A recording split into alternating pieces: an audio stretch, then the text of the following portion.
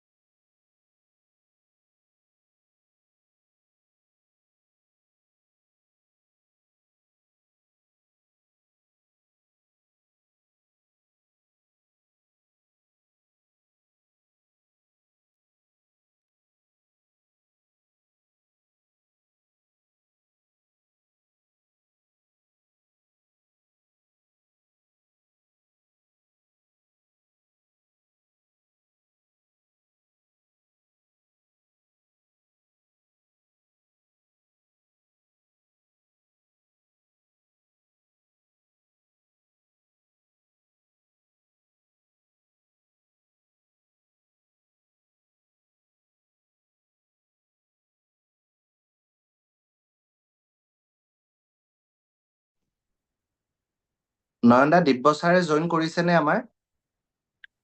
নাই এতিয়ালৈকে জইন কৰা নাই অকমান ৰৈ দিম ঠিক আছে, মই ছাৰৰ লগত এবাৰ কথা পাতি লৈছো।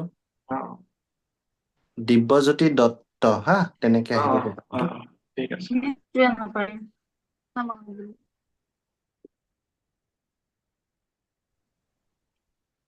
একেতে 6:55 জইন কৰিম বুলি কৈছিলে 6:55 অলৰেডি হৈছে আহিছে ছাৰ আহিছে অ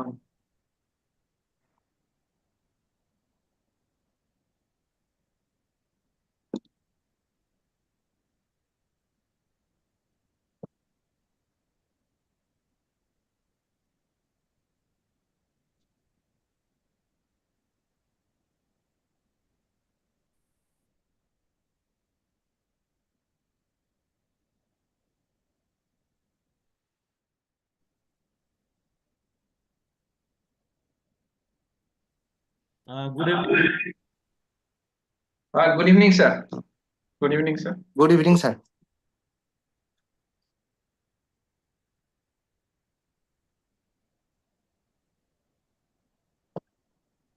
Good evening, sir. হয় স্যাৰ আমাৰ কিছু পাৰ্টিচিপেণ্টছ আৰু জইন কৰিব তো আমি অকমান সময় লৈ পেলাই ষ্টাৰ্ট কৰিম প্ৰগ্ৰামটো No problem. No problem. Okay.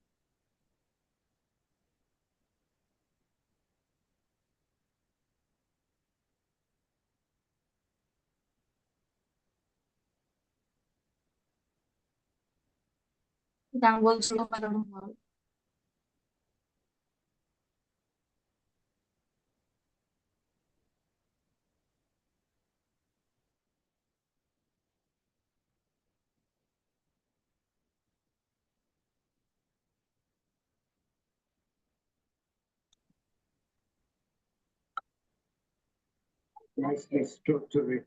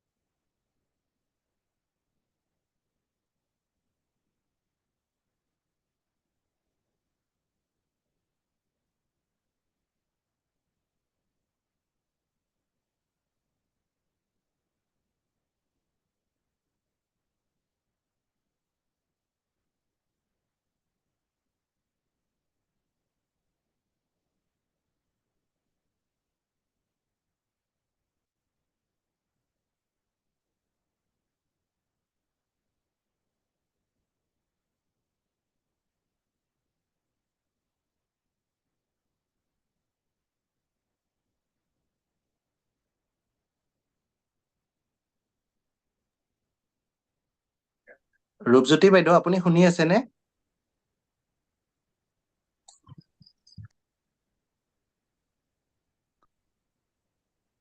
Rupjyoti বাইদেউ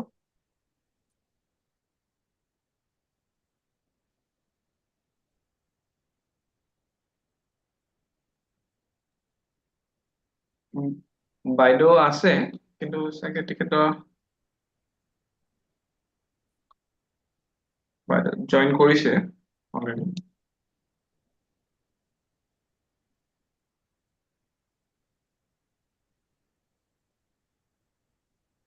ৰূপজ্যোতি বাইদেউ আপুনি আনমিউট কৰিব।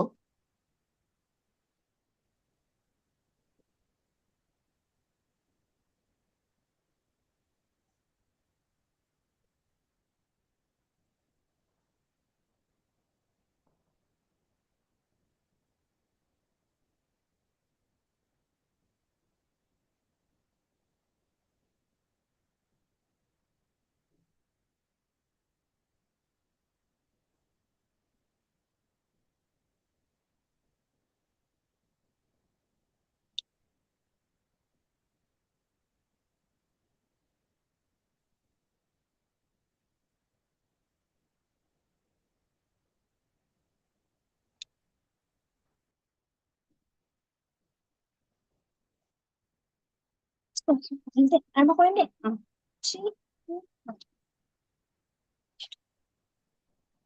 নমস্কাৰ, জোনমণি শুনিছানে মোক?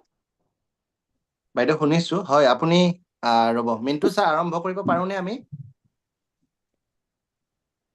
আমাৰতো 72হে পাৰ্টিচিপেণ্ট হৈছে। হয় হয় অলপমান 5 মিনিটছ মান ৱেইট কৰোঁ নেকি? ঠিক আছে। আৰু নয়নদা 5 ইউটিউবত মিনিট মান আমি হা হা? ইউটিউবত কিমান আছে নয়নদা আমাৰ পাৰ্টিচিপেণ্ট? অকমান ৰবা দেই, মই ইউটিউবটো চাই লৈছো, মই ইউটিউবটো চোৱা হোৱা নাই আজি। আৰু 5 মিনিট। 5 মিনিট মান ৱেইট কৰি দিওঁ। হয় হয় আমি বৰ্তমান 8জন আহিছে ইউটিউবত। আৰু অল টোটেল ইউটিউবত 100 হোৱা নাই, অকমান ৱেইট কৰি দিওঁ। ইউটিউবত থকা সকলো অনুৰোধ জনাইছো, আপোনালোকে যদি বিচাৰে জুম প্লেটফৰ্মলৈ আহিব পাৰে। আমাৰ ইয়াতে 100 এক্সেছ কৰিব পাৰিম আমি আচলতে। তাতকে বেছি হলে আপোনালোকে ইউটিউবলৈ যাব পাৰিব।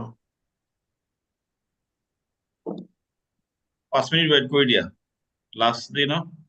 এতিয়া 76 হৈছে, আহি আছে পাৰ্টিচিপেণ্টছ। Okay okay okay. হয়।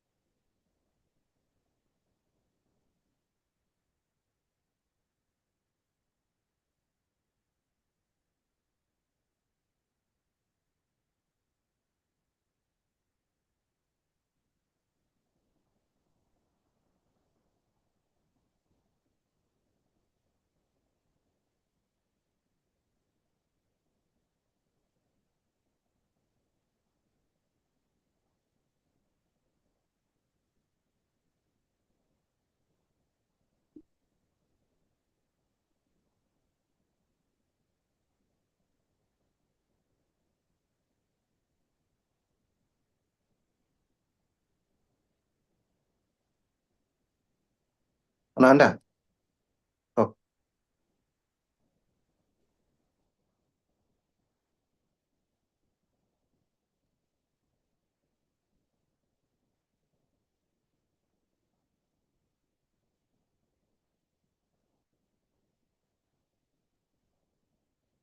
মিণ্টু ছাৰ শুনিছে চাগে আপুনি?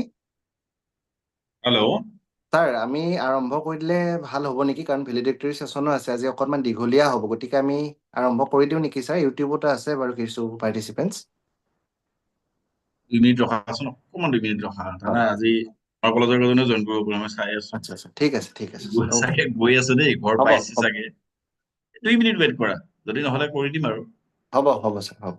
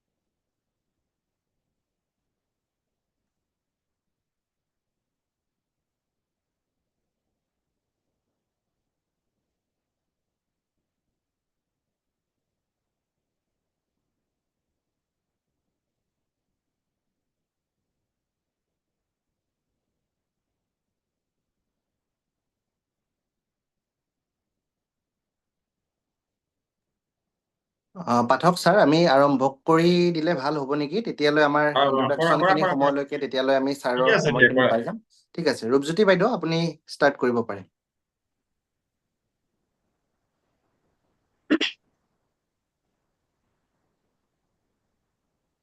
নমস্কাৰ, সকলোকে সন্ধিয়াৰ সম্ভাষণ জনালো। অসম কলেজ শিক্ষক সংস্থাৰ অন্তৰ্গত দৰং ওদালগুৰি মণ্ডলৰ দ্বাৰা অনুষ্ঠিত 7 দিনীয়া FDP প্ৰগ্ৰেমৰ আজি অন্তিম দিনৰ কাৰ্যসূচীলৈ আপোনালোকক স্বাগতম। যোৱা 6টা দিনৰ সফল সমাপ্তিৰ পিছত আজি 7ম দিনৰ কাৰ্যসূচী আৰম্ভ কৰিবলৈ লৈছো। আজি অনুষ্ঠানৰ আৰম্ভণিতে অসম কলেজ শিক্ষক সংস্থাৰ দৰং জিলা মণ্ডলৰ সভাপতি, সম্পাদক আৰু কৰ্মকৰ্তাসকললৈ মোৰ আন্তৰিক অভিনন্দন জ্ঞাপন কৰিছো আৰু লগতে অংশগ্ৰহণকাৰীসকলকো শ্ৰদ্ধা জ্ঞাপন কৰিছো। ইমান ব্যস্ততাপূৰ্ণ দিনকেইটাৰ পিছতো মই নিজকেও কৈছো, আমি সন্ধিয়া 7 বজাৰ পৰা আকৌ 9 বজালৈ এই অনুষ্ঠানত অংশগ্ৰহণ কৰি সাফল্যমণ্ডিত কৰি তুলিছো। গতিকে আটাইলৈ মই কৃতজ্ঞতা জ্ঞাপন কৰিছো। আজি অনুষ্ঠান আমাৰ 2টা সেশন আৰম্ভ হ'ব। সেইকাৰণে আৰম্ভণিতে মই বেছি সময় নলৈ আমাৰ আৰম্ভণিৰ যিগৰাকী ব্যক্তি দৰং জিলা মণ্ডলৰ সভাপতি ডিম্বেশ্বৰ বৰুৱা ছাৰক আৰম্ভণিৰ অনুষ্ঠানৰ সমূহ বক্তব্য ৰাখিবলৈ অনুৰোধ জনালো। ধন্যবাদ। ছাৰ মোক শুনিছানে ৰূপজ্যোতি? ছাৰ হয়। হেল্ল'। শুনি আছো ছাৰ, শুনি আছো। ধন্যবাদ ডক্টৰ ৰূপজ্যোতি বৰুৱা। নমস্কাৰ, শুভ সন্ধিয়া। অসম কলেজ শিক্ষক সংস্থাৰ দৰং ওদালগুৰি মণ্ডলৰ উদ্যোগত আয়োজিত ভাৰতৰ শিক্ষা ব্যৱস্থা, ইতিহাস, ৰূপান্তৰ আৰু ভৱিষ্যত শীৰ্ষক অনলাইন শৈক্ষিক কাৰ্যসূচী FDPৰ আজিৰ এই অন্তিম শৈক্ষিক অধিৱেশনত অংশগ্ৰহণ কৰা বিভিন্ন মহাবিদ্যালয়ৰ মোৰ শ্ৰদ্ধাৰ অধ্যাপক অধ্যাপিকাসকল, আপোনালোক সদৌতিকে দৰং ওদালগুৰি মণ্ডলৰ হৈ আন্তৰিক অভিবাদন আৰু কৃতজ্ঞতা জনালো। আপোনালোকৰ অকুণ্ঠ সঁহাৰিয়ে আমাৰ কাৰ্যসূচী সৰ্বাংগ সুন্দৰ আৰু সাফল্যমণ্ডিত কৰি তোলাৰ লগতে উদ্যোক্তাসকলক পৰম উৎসাহিত কৰিছে। মূল বিষয়ৰ সৈতে সংগতি ৰাখি আজিৰ এই অধিৱেশনৰ বাবে নিৰ্ধাৰণ কৰা পৰিৱৰ্তিত সমাজ ব্যৱস্থাত নতুন শিক্ষানীতিৰ গুৰুত্ব, প্ৰত্যাহ্বান আৰু ভৱিষ্যত সম্ভাৱনীয়তা, এই প্ৰাসংগিক বিষয়ত আলোচনা আগবঢ়াবলৈ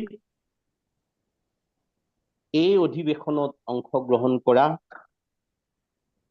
আৰু আমাক অনুগৃহীত কৰা সমল ব্যক্তি তথা আলোচক, ডিব্ৰুগড় বিশ্ববিদ্যালয়ৰ ৰাজনীতি বিজ্ঞান বিভাগৰ সহযোগী অধ্যাপক ডক্টৰ দিব্যজ্যোতি দত্ত মহাশয়ক এই আপাহতে আমাৰ সাদৰ সম্ভাষণ আৰু শুভেচ্ছা জনালো। লগতে আজিৰ এই অধিৱেশনৰ সফলতা কামনা কৰিলো। শেষত আমাৰ এই কাৰ্যসূচীৰ সৈতে জড়িত হোৱা সমূহ শুভানুধ্যায়ী আৰু দৰং ওদালগুৰি মণ্ডলৰ অন্তৰ্গত মহাবিদ্যালয়ৰ সমূহ শ্ৰদ্ধাৰ অধ্যাপক অধ্যাপিকাক কৃতজ্ঞতা জনালো। মণ্ডলৰ সম্পাদক অধ্যাপক বিন্তু পাঠক আৰু এই কাৰ্যসূচীত বিশেষভাৱে উদ্যোগ লোৱা মণ্ডলৰ সহ সম্পাদক, কাৰ্যসূচীৰ আহ্বায়ক ডক্টৰ দিব্যজ্যোতি শইকীয়া, সমন্বয়ক অধ্যাপক জোনমণি দাস আৰু কাৰিকৰী সমন্বয়ক ডক্টৰ দয়নমণি দাসলৈ কৃতজ্ঞতা আৰু শুভাশীষ জনালো। ধন্যবাদ।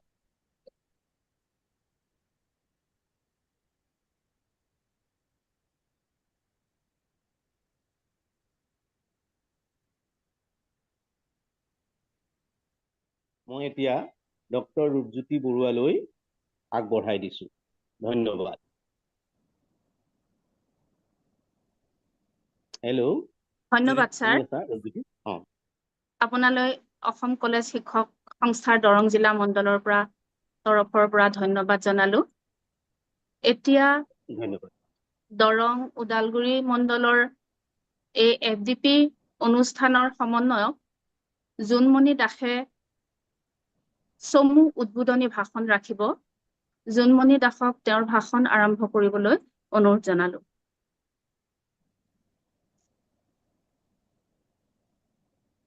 Thank you so much, Rupjyoti Madam. First of all, a very good evening to everyone.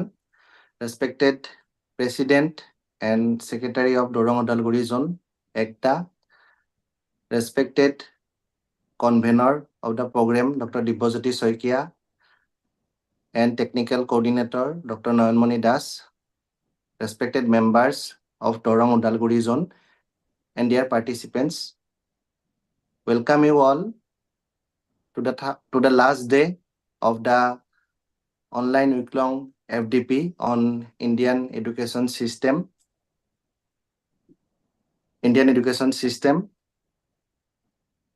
history, transformation and future, which is organized by Dorong Odalguri Zone, ECTA, Assam College Teachers Association, in collaboration with Anandaram Borua Institute of Language, Art and Culture, Assam, Mahapurush Srimant Shankardev Welfare Trust, Assam, and Ramesh Chandra Sohoria Teachers Training College, Tongla.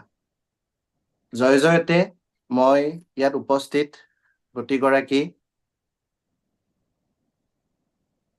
সন্মানীয় অধ্যাপক অধ্যাপিকালৈ মোৰ ফালৰ পৰা প্ৰণাম জনাইছো আৰু আজি আমাৰ মাজত উপস্থিত থকা সমল ব্যক্তি ডিব্ৰুগড় বিশ্ববিদ্যালয়ৰ ৰাজনীতি বিজ্ঞান বিভাগৰ সহযোগী অধ্যাপক ডক্টৰ দিব্যজ্যোতি দত্ত ছাৰকো মোৰ ফালৰ পৰা আদৰণি জনাইছো।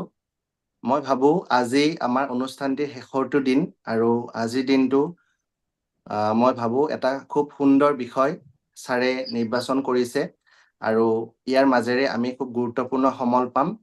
এইখিনি কৈ মই ভাবো বেছি সময় নষ্ট নকৰো বা বেছি সময় নলওঁ, আমি ছাৰৰ বক্তৃতাৰ মাজলৈ যাম। এইখিনি কৈ মই মোৰ চমু বক্তব্যৰ সামৰণি মাৰিলো। ধন্যবাদ। ৰূপজ্যোতি বাইদেউ।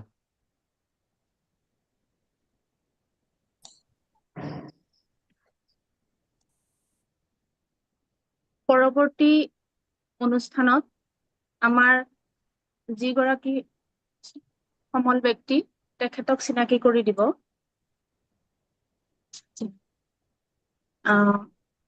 খাৰুপেটীয়া মহাবিদ্যালয়ৰ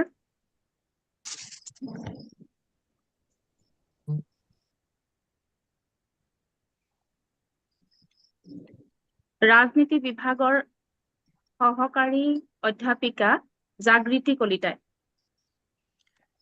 Thank you, Rupjyoti Baido, ma'am.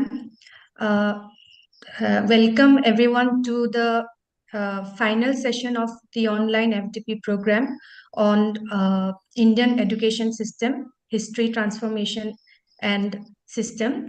The resource person for the first session this evening is Dr. Dibbojyoti Dutta, who is currently serving as the head of the department, Political Science, Dibrugarh University, Assam. So welcome Dr. Dibbojyoti Dutta sir and all the participants present here. I would like to introduce Dr. Dibbojyoti Dutta sir to our participants present here. Dr. Dutta specializes in political theory, resource politics, and public policy. He has earned his master's and PhD from Guwahati University and MPhil from Assam University, Silchar. His doctoral thesis titled State and Food Security, a study on policies and practices of public distribution system in Assam, provides a comprehensive evaluation of PDS system in the state, particularly analyzing its operational mechanisms and highlighting systemic inefficiencies. So the research advocates for decentralized planning to enhance transparency and efficiency, proposing reforms to address issues such as leakage and the identification of bogus beneficiaries.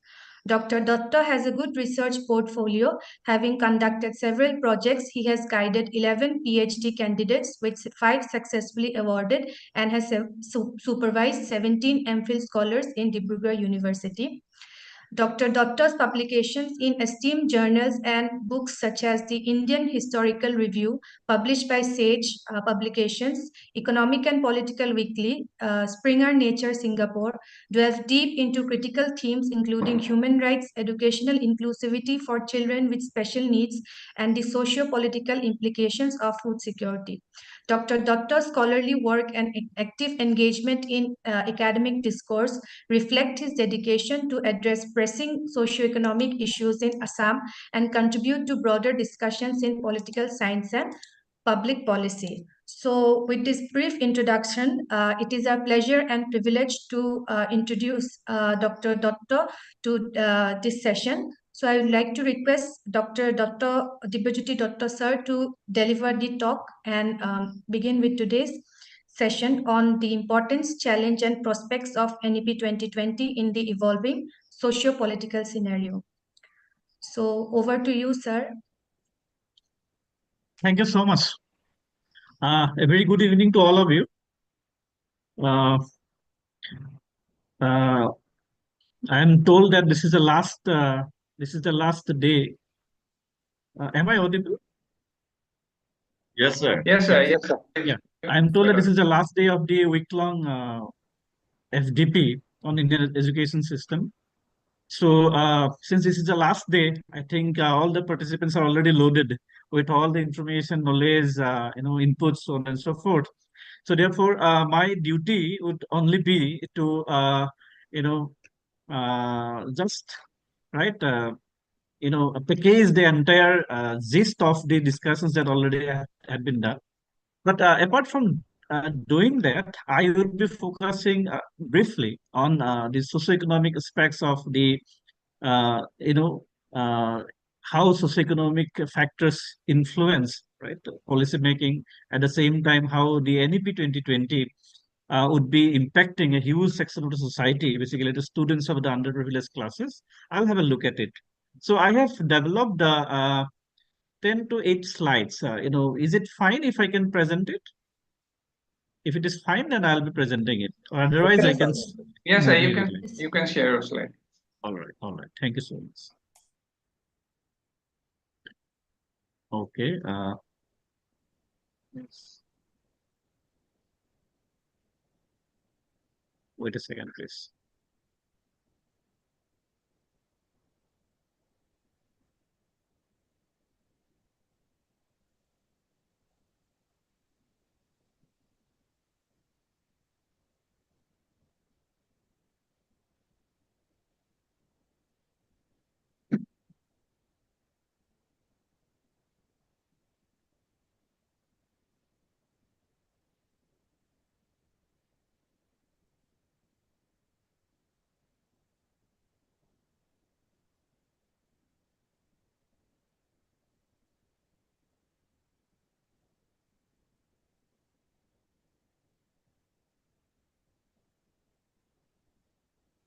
So it's not coming here. Can I just share the screen? Yes, sir.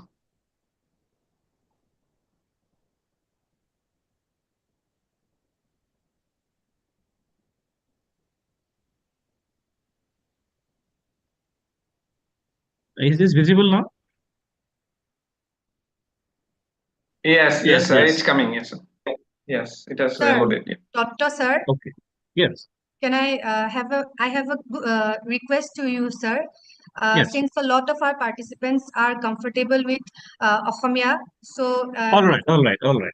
Sure. easier for Definitely. us if you interact in both the Sure. languages. Yeah, definitely. Thank I'll you. try my best to explain both in Assamese as well as in Yes. English. Right?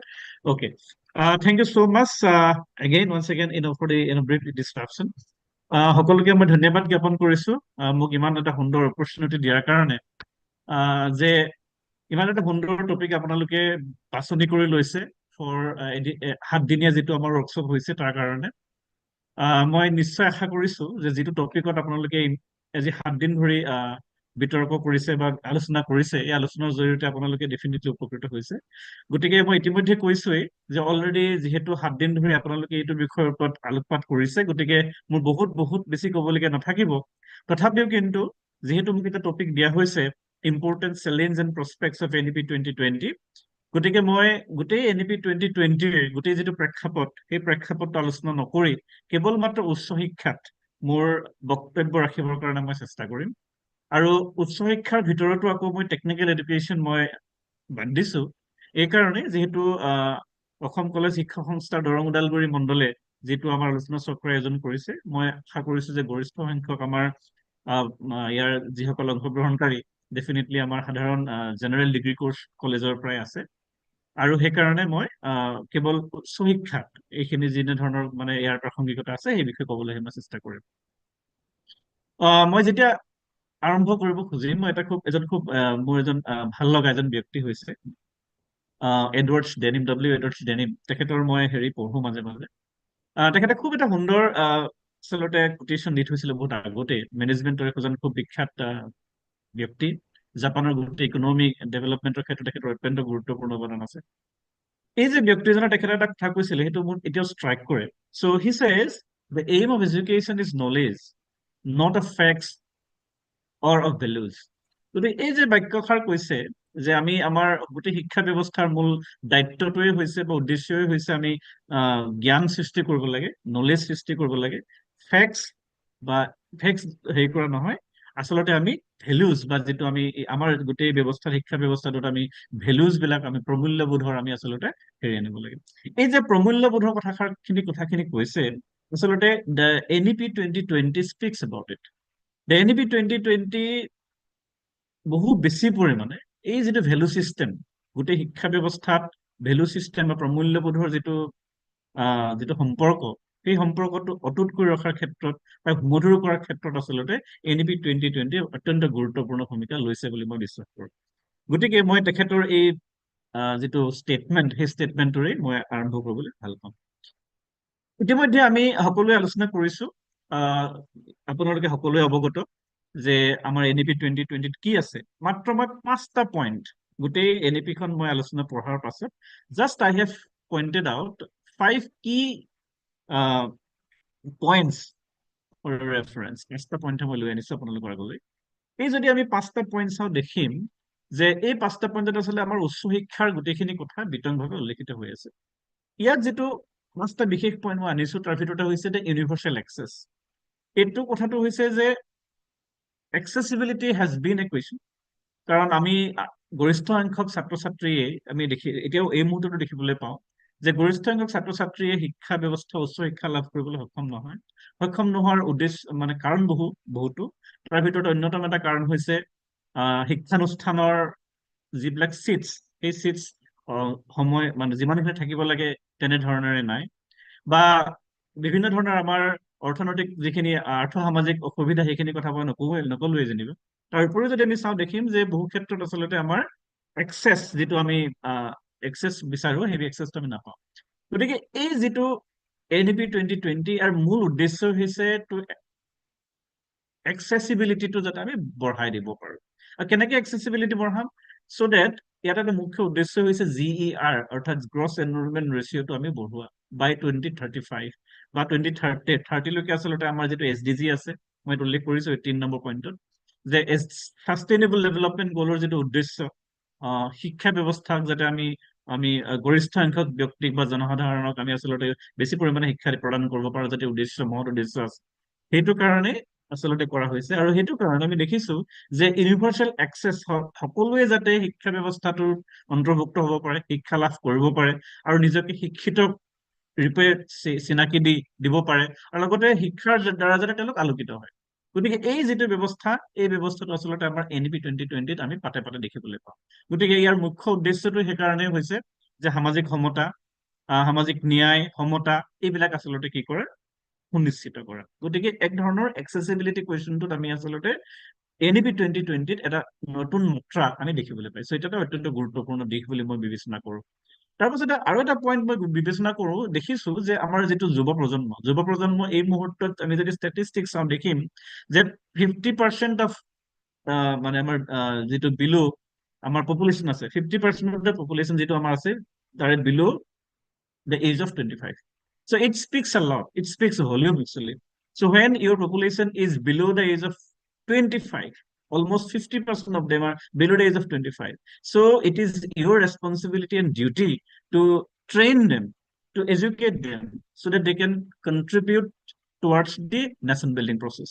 এই যিটো ৰাষ্ট্ৰ নিৰ্মাণৰ যিটো পৰম্পৰা যে প্ৰক্ৰিয়া সেই প্ৰক্ৰিয়াটোত আচলতে আমাৰ ছাত্ৰসকলৰ বা ছাত্ৰ ছাত্ৰীসকলৰ যিটো অৰিহণা সেই অৰিহণাটোক আমি গুৰুত্ব সহকাৰে আমি বিবেচনা কৰিবই লাগিব আৰু তেওঁলোকক যাতে আমি স্কিলফুল কৰিব পাৰো তাৰ কাৰণে এইটো এটা গুৰুত্বপূৰ্ণ দিশ বুলি মই বিবেচনা কৰো SDG কানেকশ্যনটোৰ কথা কৈছোৱে কাৰণ এটা ইণ্টাৰনেশ্যনেল মেণ্ডেট গতিকে ইণ্টাৰনেশ্যনেল মেণ্ডেটৰ লগত আমি নিজকে সংপৃক্ত কৰিবলগীয়া হৈছে আমি কৰিছো আৰু সেইটো কাৰণে আমি অন্যান্য বিশ্বৰ অন্যান্য ৰাষ্ট্ৰসমূহৰ লগতে ভাৰতবৰ্ষইনো কেনেকৈ শিক্ষাক আচলতে এটা মানে এটা মুভমেণ্ট হিচাপে লৈ যাব পাৰে তাক NEP 2020 এটা গুৰুত্বপূৰ্ণ হিচাপে ভাবনা লাগে আৰু অত্যন্ত গুৰুত্বপূৰ্ণ বিষয় হৈছে স্কিল্ড ৱৰ্কফৰ্চ আচলতে নিৰ্মাণ কৰা এতিয়া স্কিল্ড ৱৰ্কফৰ্চ আমি ইতিমধ্যে কৈ আহিছো যে আলোচনা কৰিছো বহু সময়ত যে আমাৰ যিটো শিক্ষা ব্যৱস্থাটোত স্কিল কিছু পৰিমাণে হলেও আছে ডেফিনেটলি আছে কিন্তু যি পৰিমাণৰ স্কিল আমাৰ আচলতে আমাৰ ছাত্ৰ ছাত্ৰীক আমি দিব পাৰিব লাগে আমাৰ পৰম্পৰাগত শিক্ষা ব্যৱস্থাত তাৰ ডেফিনেটলি মানে অকণমান ডেফিনেটলি ইয়াত কম আছে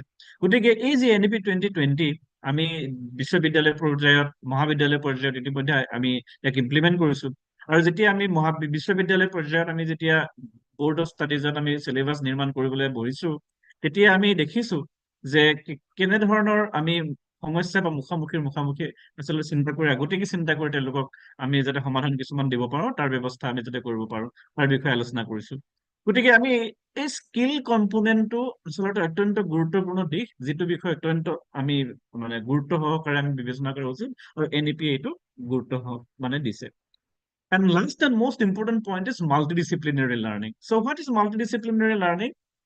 আমাৰ ইতিমধ্যে যিখিনি শিক্ষা ব্যৱস্থা আছিলে সেই গোটেই শিক্ষা ব্যৱস্থা এক ধৰণৰ এটা পৰম্পৰাত চলি আছিলে ধৰি লওক সায়েন্স পঢ়িছো আৰ্টছ পঢ়িছো সায়েন্সত আমাৰ স্পেচিয়েলাইজেশ্যন আছে কেমিষ্ট্ৰি ফিজিক্সৰ কথা বেলেগ গতিকে কিন্তু আমি যেতিয়া এই মাল্টিডিচিপ্লিনাৰী যিটো এংগল চাম যিটো নতুন শিক্ষা নীতিত আছে এইটো কিন্তু অত্যন্ত গুৰুত্বপূৰ্ণ এতিয়া আমি আমাৰ বিশ্ববিদ্যালয়তে যোৱা বছৰৰ পৰা NEP 2020 আৰম্ভ হৈছে গতিকে আমি যেতিয়া দেখিছো যে মাল্টিডিচিপ্লিনাৰী গোটেই কাৰবাৰটো বেলেগ নাও মইতো খুব ভাল লাগে ক'বলৈ যে ডিব্ৰুগড় বিশ্ববিদ্যালয়ক ভাৰত চৰকাৰে PM ঊষাৰ অধীনত আমাৰ NEP আণ্ডাৰত MERU multi education research university হিচাপে ঘোষণা কৰিছিল গতিকে আমাৰ গোটেই আমাৰ এতিয়া শিক্ষা ব্যৱস্থাটোৰ আমাৰ যি অৱদান আমাৰ যিখিনি কৰণীয় সেইখিনি ডেফিনেটলি বাঢ়িছে আৰু এই মাল্টিডিচিপ্লিনাৰী এক্সপেক্টটোৰ ওপৰত আমি বহুত বেছি পৰিমাণে গুৰুত্ব দিছোঁ গতিকে আমি এতিয়া ৰিচাৰ্চৰ পৰা আৰম্ভ কৰি আমাৰ শিক্ষাক মানে শিক্ষণ প্ৰক্ৰিয়া গোটেই প্ৰক্ৰিয়াখিনিক আমি মাল্টিডিচিপ্লিনাৰী পৰ্যায়লৈ আমি লৈ যাবলৈ প্ৰচেষ্টা কৰিছো গতিকে NEP এটা অত্যন্ত গুৰুত্বপূৰ্ণ দিশ বুলি মই বিবেচনা কৰো মই এটা বন্দুক দেখাইছো বাট ডোন্ট ফিয়াৰ এইটো ভয় খাবলগীয়া কথা নহয় এইটো হৈছে আপোনালোকে সকলোৱে নিশ্চয় শুনিছে এটা টাৰ্ম ৰাছ এণ্ড ৰোলেট এটা কনচেপ্ট আছে যিসকলে জানে সেইসকলে ডেফিনেটলি গম পাব গতিকে আমাৰ গোটেই যিটো পৰম্পৰাগত আমাৰ শিক্ষা ব্যৱস্থা সেই পৰম্পৰাগত শিক্ষা ব্যৱস্থাটোক আমাৰ এই ৰাছিয়ান ৰোলেটৰ লগত এটা গেম আছে এই গেমটোৰ লগত তুলনা কৰা যায় এইকাৰণে তুলনা কৰা যায় কাৰণ এই মুহূৰ্তত আমাৰ যি শিক্ষা ব্যৱস্থাটোত আচলতে ইটছ নট একেধৰণৰ মানে এটা খুব এটা চিষ্টেমত চলি আছে মানে এটা গেমৰ নিচিনা কেনেধৰণৰ গেম যে এটা ৰিভলভাৰ আপোনাৰ ওচৰত 6টা গুলি খায় এটা আপোনাৰ এটাহে আছে আৰু আপুনি নিজৰ মূৰৰ ওপৰত এইটো দি থৈছে আপুনি আৰু লাখৰ ওপৰত ডিপেণ্ড কৰিব যে গুলিটো ফুটিব নে নুফুটিব same pattern of education system is that we have today এইকাৰণে আছে আমাৰ মূৰটো তেনেধৰণৰ কাৰণ এজন ছাত্ৰ ছাত্ৰী এগৰাকী ছাত্ৰ বা ছাত্ৰীয়ে যদি পৰীক্ষাটো সময়মতে দিব নোৱাৰে যদি পৰীক্ষাটো দিব নোৱাৰিলে আৰু যদি কেনেবাকৈ ফেইল কৰিলে মানে তেখেতৰ গোটেই সেই শিক্ষা ব্যৱস্থাটোৰ পৰা পাবলগীয়া চাৰ্টিফিকেটখনৰ পৰা পাবলগীয়া বিশেষ একো নাথাকে গতিকে আমি আগতে জানো যে নৰ্মছ নহ'লে কেনেধৰণৰ কণ্ডিশ্যন হৈছিল ফাৰ্ষ্ট ক্লাছ নহ'লে কেনেধৰণৰ কণ্ডিশ্যন হয় এতিয়া আমি এই যিটো কম্পিটিশ্যন আছে আমাৰ জব মাৰ্কেটত যে পইণ্ট এটা পাৰ্চেণ্টেজৰ কাৰণে কিমান আমাৰ আচলতে ৰেট ৰেচ হৈছে উই অল ন ডেট গতিকে এই যিটো এডুকেশ্যন চিষ্টেম আমাৰ এই মুহূৰ্তত আছে এই মুহূৰ্তৰ চিষ্টেমটোক আমি এই ৰাছিয়ান ৰোলেটৰ লগত তুলনা কৰিছো কিন্তু এই ৰাছিয়ান ৰোলেটক আমি এই চিজটো মানে গেমৰ ধৰণৰ যিটো এডুকেশ্যন চিষ্টেম, য'ত আচলতে আমি গেমৰ নিচিনা হৈ পৰিছে, আমাৰ কোনো ধৰণৰ স্কোপ নাথাকে, ওৱান্স উই মিছ ইট আমাৰ কোনো আৰু আমি গিৰি যাম, সেনেধৰণৰ কথাটো কিন্তু NEP 2020 নাই। মই এটা উদাহৰণ দিছো, আজিকালি আমি কিন্তু বহু শিক্ষা ব্যৱস্থাত এনেধৰণৰ অলপ লিবাৰ্টি দিছো। ধৰি লওক আমাৰ ডিব্ৰুগড় বিশ্ববিদ্যালয়তে আজি এজন ছাত্ৰ আহিলে, ছাত্ৰজনে ক'লে যে ছাৰ মই অহা পৰীক্ষাটো মই দিব নোৱাৰিম, এন ছেমিষ্টাৰটো মই দিব নোৱাৰিম। কিয় দিব নোৱাৰিম? কাৰণ মোৰ এনেধৰণৰ এটা বেমাৰ হৈছে। আৰু আমি 4জনমান শিক্ষকে আছিলো ৰুমত সোমাই, তেতিয়া আমি দেখিলো যে it's a very genuine case, ছাত্ৰজনে সঁচাকে পৰীক্ষা দিব নোৱাৰে। কিন্তু যেতিয়া আমি আমাৰ ৰুল চালো, ৰুলত এলাউ কৰা আছে যে ছাত্ৰজনে এইবাৰ নোৱাৰিলেও এইবাৰ পৰীক্ষাটো নিদিলেও অহাবাৰ পৰীক্ষাটো দিব পাৰে। চ' দিছ ইজ গুড, এইটো খুব ভাল কথা। দেখিছেনে বাৰু? সেইখন দেখা হৈছেনে? স্যাৰ আপোনাৰ এই স্ক্ৰীনখন শ্বেয়াৰ হোৱা নাই। এতিয়া হৈছে নে আকৌ? হৈছে ঠিক আছে হৈছে। হোৱা নাই। তেতিয়া আমি কি কৰিলো, ছাত্ৰজনক কলো যে you definitely have one chance because the rules of the university allows you to sit in the next year's exam, but you have to তুমি internal exam খিনি ক্লিয়াৰ কৰি ল'ব পাৰে। এনেধৰণৰ চিষ্টেমছ ডিব্ৰুগড় বিশ্ববিদ্যালয়ত বা হয়তো বেলেগ বিশ্ববিদ্যালয়ত আছে, যিটো প্ৰেজেণ্ট আমাৰ পেটাৰ্ণত, কিন্তু ইট ইজ নট, এইটো বেলেগ কলেজত বা বেলেগ ব্যৱস্থা বহু ক্ষেত্ৰত নাই। এজন ছাত্ৰই যদি পৰীক্ষাটো দিব নোৱাৰে, তেওঁৰ গোটেই মানে কেৰিয়াৰটো গ'ল। গতিকে এই যিটো এডুকেশ্যন পেটাৰ্ণ, তাৰ পৰা আমি কেনেধৰণেৰে কণ্টিনিউৱাছ এভালুৱেশ্যনৰ কথালৈ আহিব পাৰো, আমি কেনেদৰে আমি ক্ৰেডিটৰ কথালৈ আহিব পাৰো, গোটেই কথাখিনি আচলতে NEP 2020ত কোৱা হৈছে। চ' মই বহুত গোটেইখিনি কথা ইয়াত নকওঁ, মই ইয়াতে দিয়ে থৈছো। যিকেইটা বেচিক পইণ্ট বুলি ভাবি মই সেইকেইটাহে আলোচনা কৰিম, গোটেইখিনি নকওঁ। যদি আমি চাওঁ, দেখিম যে যিখিনি চেলেঞ্জেছ আমি যদি চাওঁ, বৰ্তমান আমাৰ আগতে যিটো আছিল আৰু এতিয়া যিটো আমাৰ আছে, গতিকে আমি দেখিম যে আগতে আমাৰ গোটেই শিক্ষা ব্যৱস্থাটো বা এই মুহূৰ্তলৈকে NEP ইমপ্লিমেণ্ট হোৱাৰ আগতে আমাৰ গোটেই শিক্ষা ব্যৱস্থাটো আছিলে খুব সাংঘাতিক ধৰণৰ ফ্ৰেগমেণ্টাৰী, সাংঘাতিক ধৰণৰ আমাৰ আছিলে মানে হায়াৰকিকেল কাইণ্ড অফ থিং। ইয়াত কোনো ধৰণৰ মানে ইণ্ডিপেণ্ডেন্স, লিবাৰ্টি বা এনেধৰণৰ কোনো ধৰণৰ মানে হেৰিৰ কথা নাছিল। এতিয়া কিন্তু গোটেই কাৰবাৰটো আমাৰ ইণ্টিগ্ৰেটেড এটা প্ৰচেছলৈ আমি ৰূপান্তৰিত কৰিছো, গোটেই এটা মাল্টি ডিচিপ্লিনাৰী ষ্টাডিলৈ আমি ৰূপান্তৰিত কৰিছো। এজন ছাত্ৰই ফিজিক্স পঢ়ি পলিটিকেল চায়েন্স পঢ়িব পাৰে, এজন ছাত্ৰই কেমিষ্ট্ৰিত মাইনৰ লৈও তেখেতে মেজৰ লৈও পলিটিকেল চায়েন্সত তেওঁ মাইনৰ ছাবজেক্ট পঢ়িব পাৰে। So' this is very fascinating, so as to say। এইকাৰণে ফেচিনেটিং কাৰণ বহু ছাত্ৰই এই যে চায়েন্স আৰু আৰ্টছৰ মাজত যিডাল, কমাৰ্চৰ মাজত যিডাল হেৰি আছিলে, মানে হেৰি আছিলে, আমাৰ সীমাৰেখা আছিলে, সেই সীমাৰেখাডাল কিন্তু NEP ভাঙি পেলাবলৈ সক্ষম হৈছে। গতিকে আচলতে এইটো অত্যন্ত গুৰুত্বপূৰ্ণ কথা। আমি আগতে দেখিছিলো যে যিটো আমাৰ শিক্ষা ব্যৱস্থা আছিলে, কাৰণ আমি প্ৰশ্ন সোধো, we ask questions to the students, we ask them to write things in the examinations, but we do not tell them how to question. So questioning is something, a very, very important criteria of a holistic development, holistic education. কিন্তু আমি এই মুহূৰ্তত দেখিছো যে আমাৰ যিটো পৰম্পৰা, আমি এডুকেশ্যনত আমি গোটেই কি কৰো, আমি পৰীক্ষাত কেন্দ্ৰিক হৈ পৰো, প্ৰশ্ন দিওঁ, উত্তৰ বিচাৰো। এই যে প্ৰশ্ন দিয়া আৰু উত্তৰ বিচৰা যিটো কাৰবাৰ, সেই কাৰবাৰটোত এক ধৰণৰ আমি কি দেখো যে আমি ছাত্ৰ বা ছাত্ৰীসকলক আমি প্ৰশ্ন সোধাৰ পৰা আমি বহু ক্ষেত্ৰত তেওঁলোকক আমি আঁতৰাই ৰাখে। কিন্তু এই যে NEPত আহিছে, এই NEPত কিন্তু সেই কাৰবাৰটো নাইকিয়া হৈ গৈছে বহু পৰিমাণে। ছাত্ৰ ছাত্ৰীসকলে নিজেই নিজৰ ধৰণেৰে তেওঁলোকৰ এছেছমেণ্ট ক্ৰাইটেৰিয়া ঠিক কৰাৰ এটা স্কোপ আহি গৈছে।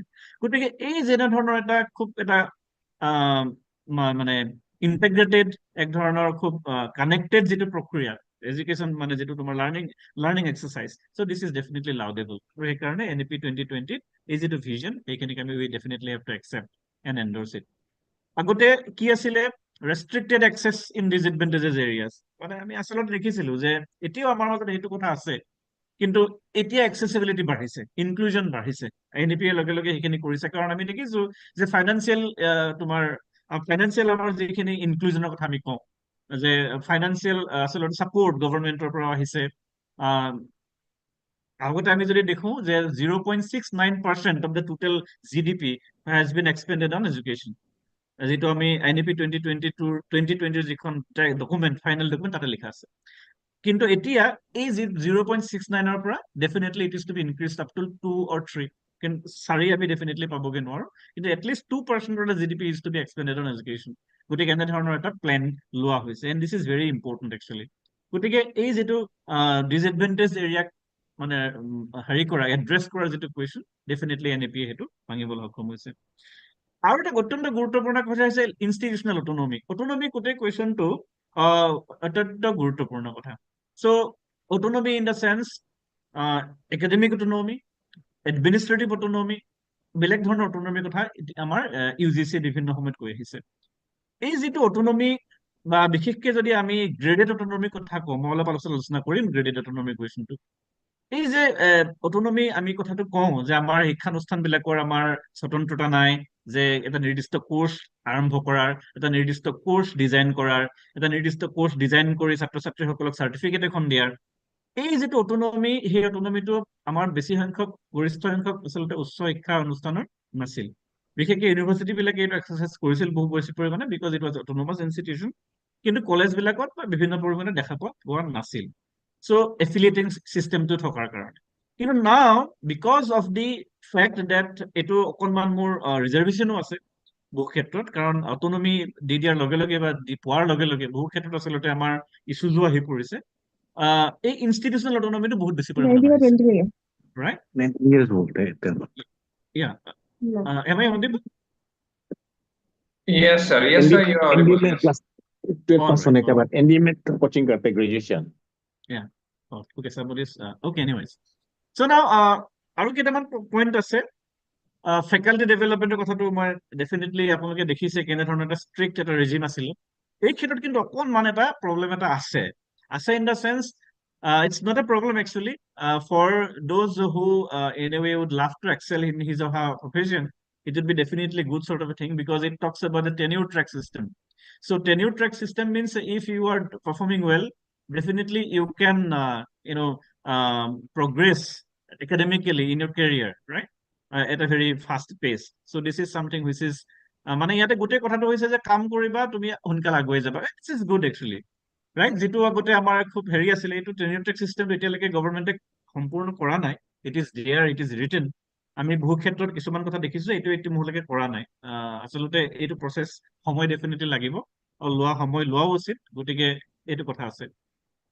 ৰিচাৰ্চ ফোকাছৰ কথাটো আছিল ৰিচাৰ্চ ফোকাছটো আমি দেখিছো যে অলপ কম আছিল এতিয়া কিন্তু যেতিয়া আমি ICSSRলৈ চাওঁ ICSSR বহু সময়ত বিভিন্ন ধৰণৰ এতিয়া আমাক বহুত ফাণ্ডিং দিবলৈ লৈছে of late it is because of the NEP because of the fact that government is spending a huge amount of money on the research activities basically in social sciences এই কাৰণে কৰিবলৈ বাধ্য হৈছে তেওঁলোক কাৰণ যিটো আচলতে এমাউণ্ট অফ মানি দিবলগীয়া হৈছিল হায়াৰ এডুকেশ্যনৰ বিশেষকৈ ছ'চিয়েল চায়েন্সত বহুত কম আছিলে গতিকে এতিয়া অফ লেট সেইটো বঢ়াইছে এতিয়াও বহুতে ডেফিনেটলি মাইনৰ ৰিচাৰ্চ প্ৰজেক্ট আৰু মেজৰ ৰিচাৰ্চ প্ৰজেক্ট ডেফিনেটলি কৰি আছে আৰু এইটো ডেফিনেটলি তেওঁলোকে তাৰ হেৰিটো বঢ়াইছে আগতে অলপ গভৰ্ণেন্স গোটেই মেকানিজমটো অলপ উইক আছিলে এতিয়া ইণ্ডিপেণ্ডেন্সৰ ফালে গৈ আছে গতিকে এইখিনিয়ে কথা আমি যদি চাওঁ দেখিম আটাইতকৈ গুৰুত্বপূৰ্ণ কথা এটা আছিলে এই যিটো প্ৰব্লেম আছিলে হৈছে ইণ্ডাষ্ট্ৰি একাডেমি ইণ্টাৰফেচ গতিকে ইণ্ডাষ্ট্ৰি একাডেমি ইণ্টাৰফেচটো আমি we have evolved we have marched forward right বহু ক্ষেত্ৰত আমি দেখিছো যে বিকজ আমাৰ যিটো kind of society that we are living in today আমাৰ বহু ক্ষেত্ৰত মাৰ্কেট ইকনমিক এটা চিটুৱেশ্যন আছে অনৱাৰ্ড মাৰ্চ অফ নিউ লিবাৰেলিজমৰ আমি কথা কৈছো গতিকে এক ধৰণৰ কনজিউমাৰিষ্ট কালচাৰ এটা ডেভেলপ হৈছে এই যে যিটো কাইণ্ড অফ আমি মাৰ্কেট ইকনমি ইয়াতে আমি দেখিছো যে ইণ্ডাষ্ট্ৰি আৰু একাডেমিক্সৰ মাজত ডাইৰেক্ট এটা আচলতে মানে হেৰি মানে কানেকশ্যন থকাটো অত্যন্ত গুৰুত্বপূৰ্ণ কাৰণ আমাৰ যিখিনি কিউৰিকুলাম আছে সেই কিউৰিকুলামবিলাক বহুত ষ্টেটিক হৈ পৰে এইকাৰণে ষ্টেটিক হৈ পৰে কাৰণ আমি ৰিভিজনছবিলাক খুব কমকৈ কৰোঁ এতিয়া আপোনালোকে দেখিব যে নাক বা আপোনাৰ NIRF যেতিয়া আহে তেওঁলোকে যেতিয়া আপুনি ৰিপৰ্ট দিওঁ তেওঁলোকে সোধে যে what is the percentage of curriculum that has been revised কাৰণ this is a very significant marker of assessment এইকাৰণে কাৰণ কিউৰিকুলামটো কেতিয়াও ষ্টেটিক হৈ থাকিব নোৱাৰে যদি আমি কিউৰিকুলামটো ষ্টেটিক কৰি ৰাখোঁ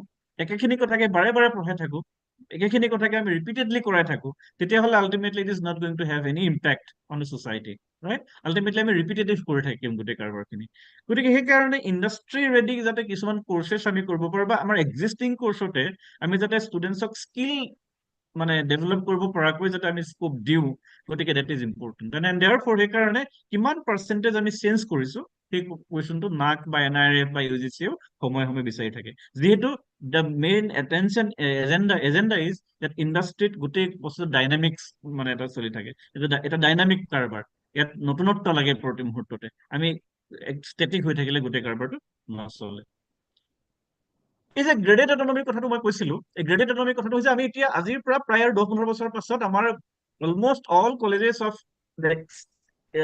ইণ্ডিয়া অটনমাছ হৈ যাব এণ্ড দিছ ইজ ৰিটেন এইটো মই ক্লজটো সেইকাৰণে হাইলাইট কৰিছো ক্লজ 10.12 অফ দি যিটো আমাৰ মেইন NEP-ৰ যিটো হেৰি আছে টেক্সট আছে ড্ৰাফ্ট আছে তাতে আপোনালোকে দেখিব যে লাহে লাহে এফিলিয়েটেড কলেজ চিষ্টেম উঠি যাব within 15 years of this মানে 2035 by 2035 affiliating system উঠি যাব all colleges all higher educational institutions should be degree granting institutions আৰু এইটো কাৰণে ইতিমধ্যে গৈ আছে কাৰণ আমি ইতিমধ্যে জানো যে গ্ৰেডেড অটনমিৰ কাৰণে আমাৰ UGC বিভিন্ন সময়ত কিছুমান প্ৰপ'জেলছ লৈ আহিছে আৰু এতিয়া আপোনালোকে দেখিছে যে বহু ক্ষেত্ৰত যেতিয়া নাকেৰ A গ্ৰেড পায় নাকৰ A গ্ৰেড পোৱাৰ লগে লগে কলেজবিলাকক কোৱা যায় যে এপ্লাই মানে অটনমাছ ষ্টেটাছৰ কাৰণে আৰু খুব ইজিলি নহয় definitely there criterias all criterias are to be mat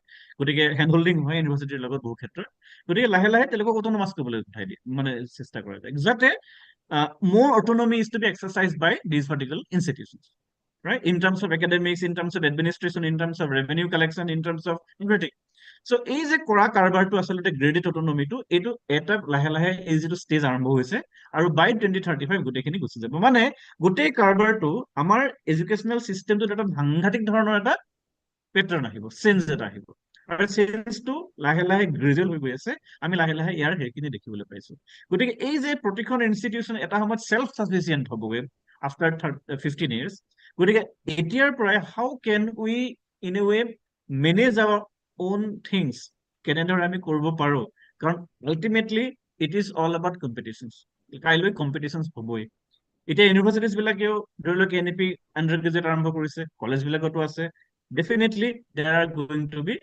কম্পিটিশ্যনছ গতিকে এই কম্পিটিশ্যনছটো হৈছে আচলতে NEP-ৰো বা এই গোটেই এটা এই গ্ৰেডেড অটনমিৰ এটা এক ধৰণৰ এটা আচলতে ইণ্টেনশ্যনছ ৰাইট গতিকে সেইকাৰণে আমি এই কথাখিনি অলপ গুৰুত্ব সহকাৰে বিবেচনা কৰা উচিত ওকে সো আৰু কেইটামান ষ্ট্ৰাকচাৰেল চেঞ্জেছ আছে এইখিনি মই নকওঁ ইতিমধ্যে আলোচনা কৰিছে গোটেই আমাৰ মানে ডিগ্ৰীৰ যিটো পেটাৰ্ণ সেই পেটাৰ্ণটোৰ বিষয়ে মই আলোচনা নকৰো সেইখিনি কথা ইতিমধ্যে আপোনালোকে সকলো অৱগত ৰাইট এতিয়া আৰু এটা প্ৰশ্ন আহিছে যে যিটো আমি আলোচনা কৰিবলগীয়া বিষয় আছিলে যে students with socio' economically disadvantage বেকগ্ৰাউণ্ডছৰ পৰা আহিলে কি কৰা যাব তাত খুব স্পেচিফিকেলি দুটা ক্লজত লিখা হৈছে 12.4 and 12.10 So yet খুব specifically তেওঁলোকক financial assistance to the students, right?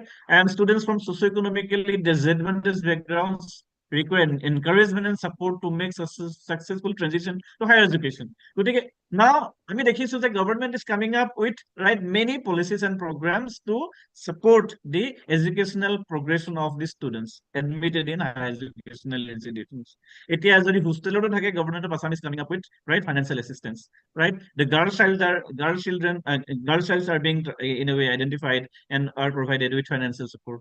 So this is kind of a support that is being actually in a way facilitated by the government, right? এই কাৰণে কৰা হৈছে যাতে NEP-ৰ যিটো তাতকে গুৰুত্বপূৰ্ণ কথা যে GER বঢ়োৱা GER gross enrollment ratio 2030 ভিতৰত আমি যাতে 50% কৰিব পাৰো সেইটো উদ্দেশ্য আৰু যাতে আমি কোনো ষ্টুডেণ্টছ এনেই আমি যাতে বেছি সংখ্যক ষ্টুডেণ্টছক যাতে আমি এডুকেশ্যন দিব পাৰো ফেচিলিটেট কৰিব পাৰো গতিকে এইখিনি কথা আছে আৰু সেইকাৰণে there are provisions and even states are allocated funds It is not that it is always the responsibility of the state central government to facilitate financial support to the students.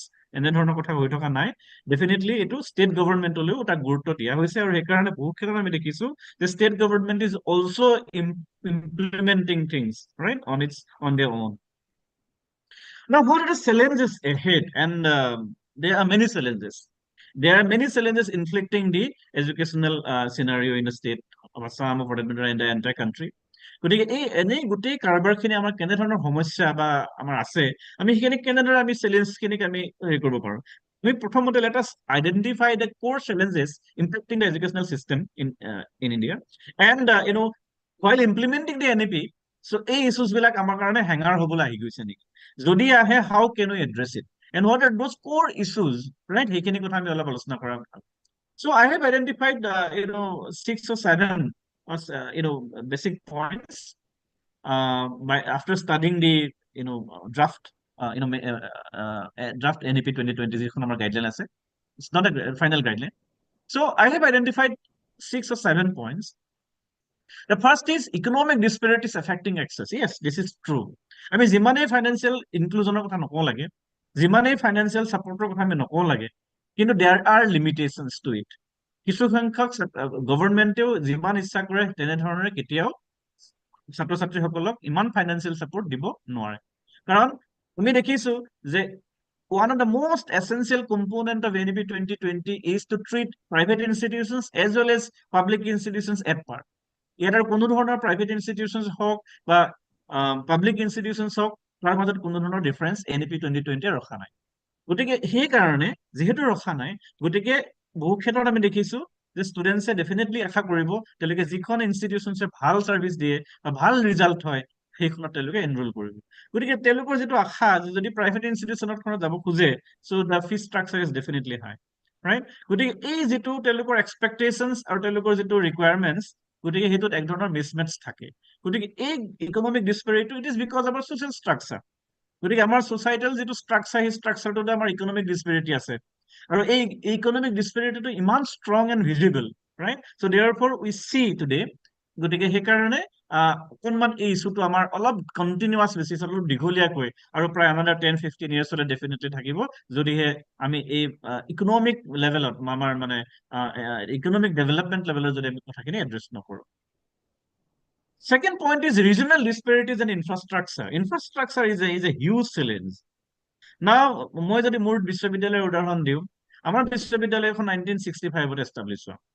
তাৰ পাছৰ পৰা ডেফিনেটলি ইনফ্ৰাষ্ট্ৰাকচাৰ ডেভেলপমেণ্ট হৈছে, বহু ক্ষেত্ৰত হৈছে, কিন্তু এতিয়াও আমি দেখিছো যে NEP ইমপ্লিমেণ্ট কৰাৰ লগে লগে আচলতে আমাৰ এতিয়া ক্লাছৰুমৰ অভাৱ ঘটিছে, বা আমি যিখিনি এজিকুৱেট আমি পাব পৰা নাই। ইউনিভাৰ্চিটিয়ে কৰি আছে বা চৰকাৰে কৰি আছে, বা আমাক ফাণ্ডো দিছে বহু বেছি পৰিমাণে, প্ৰায় 200 crores of rupees are given to us. কিন্তু কথাটো হৈছে যে এই যিটো ট্ৰানজিশ্যন, সেই ট্ৰানজিশ্যনটোত আচলতে আমাক মানে কোনো সময়ৰ প্ৰয়োজন হৈছে। গতিকে এই ইনফ্ৰাষ্ট্ৰাকচাৰ বটলনেক্স অকল এখন বিশ্ববিদ্যালয় নহয়, সমগ্ৰ গোটেই শিক্ষা ব্যৱস্থা আমি যদি চাওঁ, দেখিম যে almost all institutions are facing with this particular infrastructural issues. Regional ডিছপেৰিটিছটো ডেফিনেটলি আছেই, অঞ্চলভেদে ইয়াৰ গোটেই কাৰবাৰটো বেলেগ ধৰণৰ হয়, সেইখিনি কথা আমি নকলোৱেই যেনিবা। One of the most important point যিটো আমাক কোৱা হৈছে যে NEP 2020 কৈছে যে লোকেল লেংগুৱেজত আমি ফ'কাছ কৰিম। That is good, absolutely laudable, and because of the fact that we dream in our own language, mother tongue, যিহেতু আমি নিজৰ মাতৃভাষাত সপোন দেখো, গতিকে আমি নিজৰ মাতৃভাষাত সপোন দেখা ভাষাটোত আমি নিজকে যদি এক্সপ্ৰেছ কৰিব পাৰোঁ, ডেফিনেটলি দিছ ইজ গুড। সেইটোত আৰু কেতিয়াবা মানে ছেকেণ্ড থাৰ্ড থাকিব নালাগে। সেইকাৰণে NEP 2020 মাতৃভাষাত বা লোকেল লেংগুৱেজত শিকাৰ কথা যিখিনি কথা কৈছে, সেইখিনি কথা অত্যন্ত good। 7 চিডিউলৰ কনষ্টিটিউচনৰ 7 চিডিউল যিখিনি আছে, তাৰ উপৰিও যিবিলাক আমাৰ ধৰি লওক লোকেল লেংগুৱেজেছ আছে, সেই লেংগুৱেজেছ বিলাকো প্ৰমোট কৰাৰ যিটো আমাৰ সুবিধা NEP 2020 দিছে, দিছ ইজ ৰিয়েলি এপ্ৰিচিয়েবল। গতিকে এইটো আছে, কিন্তু কুৱেশ্যনটো হৈছে ইয়াত এই যে আমি আৰম্ভ কৰিম, গতিকে সময় লাগিব, হয়তো 3-4 বছৰ 5 বছৰ আমাৰ সময় লাগিব, চৰকাৰকো সময় লাগিব বা এডুকেশ্যনেল ইনষ্টিটিউচন বিলাককো সময় লাগিব, যে কেনেধৰণে আমি এই বেৰিয়াৰটো আমি নাইকিয়া কৰিম। কাৰণ মাল্টিপল লেংগুৱেজ শিক্ষাটো ছাত্ৰ ছাত্ৰীৰ কাৰণে কেতিয়াবা দুই এক ক্ষেত্ৰত কিছুমান অসুবিধাও আহি পৰিব পাৰে। গতিকে এটা বেলেঞ্চড ধৰণৰ এটা মানে পেটাৰ্ণ আমি কেনেধৰণে ল'ম, সেইটোত অকণমান আমি চাবলগীয়া আছে। গতিকে অকণমান হয়তো সমস্যা আহিব, কিন্তু we have to overcome this particular challenge. আৰু এটা সমস্যা আছে যিটো ডিজিটেল ডিভাইড। ডিজিটেল ডিভাইডটো আছে, গতিকে এইটো it is not to be explain to you, because you already have মানে আপোনালোকৰ experience lot in this particular front. আমি 2019-2020 আমি যিখিনি 2020-2021 যিখিনি আমি দেখি আহিলো, তাৰ পৰা আমি ডেফিনেটলি শিকিছো। গতিকে ডিজিটেল ডিভাইডটো ডেফিনেটলি আছে, আৰু এইটো অলপ দিনৰ কাৰণে থাকিবই। গতিকে এই ক্ষেত্ৰতো আমাৰ অকণমান কৰণীয় আছে। গতিকে অলপ এইটো definitely going to stand as an obstruction. Socio' cultural কনষ্টিটুৱেঞ্চিখিনি বাৰু মই আলোচনা নকৰোঁ। আৰু এটা আমাৰ সমস্যা অকণমান হৈছে উইথ দি NEP যেতিয়া আমি ষ্টাৰ্ট কৰি দিছো যে ইন্ট্ৰডাকশ্যন এট মাল্টিপল পইণ্টছ আমি যেতিয়া NEP ষ্টাৰ্ট কৰিছো আমি অকল এটা পেটাৰ্ণত আমি একেবাৰে প্ৰাইমেৰী এডুকেশ্যনৰ পৰা আৰম্ভ কৰি দিয়া নাই যিহেতু আমি প্ৰাইমেৰী এডুকেশ্যনৰ পৰা ষ্টাৰ্ট কৰি দিয়া নাই আমি UGত কৰিছো আমি PGত কৰিছো আমি স্কুলত কৰিছো গতিকে এক ধৰণৰ যিটো ইণ্টাৰফেচ থাকিব লাগে এটা কানেকশ্যনছ থাকিব লাগে সেই যিটো কানেকশ্যন সেইটো হয়তো কিছুকেইটাত হোৱা নাই ধৰি লওক UG আৰু PGৰ মাজৰ খুব বেছি 2 বা 1 বছৰৰ মাজত 2 বছৰৰ পাছতে আমি 3 বছৰৰ পাছত আমি নতুন এটা বেচ পাইছো গতিকে এই ক্ষেত্ৰত অকণমান ট্ৰেনজিশ্যনটো আমাৰ সমস্যা অলপ আহিছে কিন্তু definitely we are trying our best to overcome this infrastructure কথা ইতিমধ্যে ক'লো ইনএডিকুৱেট ট্ৰেইনিংটো অকণমান গুৰুত্বপূৰ্ণ মই এই ব্লুমছ টেক্সনমিটো দিছো এইকাৰণে কাৰণ আপোনালোকে জানে হয়তো শুনিছে ইতিমধ্যে বৰিষ্ঠ সংখ্যক শিক্ষকে শুনিছে যে আজিকালি কুৱেশ্যন পেপাৰ ছেট কৰিবলৈ হ'লেও আমি ব্লুমছ টেক্সনমি ইউজ কৰিব লাগে if the participants are from education background so they would be in a very comfortable position to explain to us what does it mean কাৰণ it's all about আজিৰ শিক্ষা ব্যৱস্থাটোৰ গোটেই কথাটো কাৰবাৰটোৱে হৈছে measurement quantification how can we quantifying everything is a quantifiable এটা কাৰবাৰ আহিছে গতিকে কেনেকৈ quantify কৰিম so there are definitely certain tools গতিকে is a Bloom's taxonomy যিবিলাক তোমাৰ আপোনাৰ হেৰি আছে নিয়ম আছে সেইখিনিক নিয়ম ফলো কৰি আমি কেনেধৰণে কুৱেশ্যন পেপাৰ ছেট কৰিম কেনেদৰে পঢ়াম evaluation মানে এক্সামিনেশ্যন বা গোটেই কাৰবাৰবিলাক আমি কেনেকৈ কৰিম গতিকে এই কথাখিনি আছে হয়তো ইতিমধ্যে মই এইকাৰণে কৈছো যে আমাৰ বিশ্ববিদ্যালয়ত এইবাৰৰ পৰা আণ্ডাৰ গ্ৰেজুৱেট লেভেলত কুৱেশ্যন পেপাৰ ছেট কৰিবলৈ লওঁতেও আমি কুৱেশ্যন পেপাৰত আমি ব্লুমছ টেক্সনমি মডেল ফলো কৰাৰ সিদ্ধান্ত লৈছো কাৰণ this is a university decision of the academic council of the Dibrugarh university because we have got the MERU status multi education research institute research university গতিকে আমাৰ বহু ক্ষেত্ৰত এতিয়া বহুখিনি নতুন বস্তু আমি কৰিছো হয়তো গুৱাহাটী বিশ্ববিদ্যালয় বা বেলেগ ইউনিভাৰ্চিটি কাইলৈ কৰিব বা আজি কৰি আছে এই যে ব্লুম টেক্সনমি কাৰবাৰটো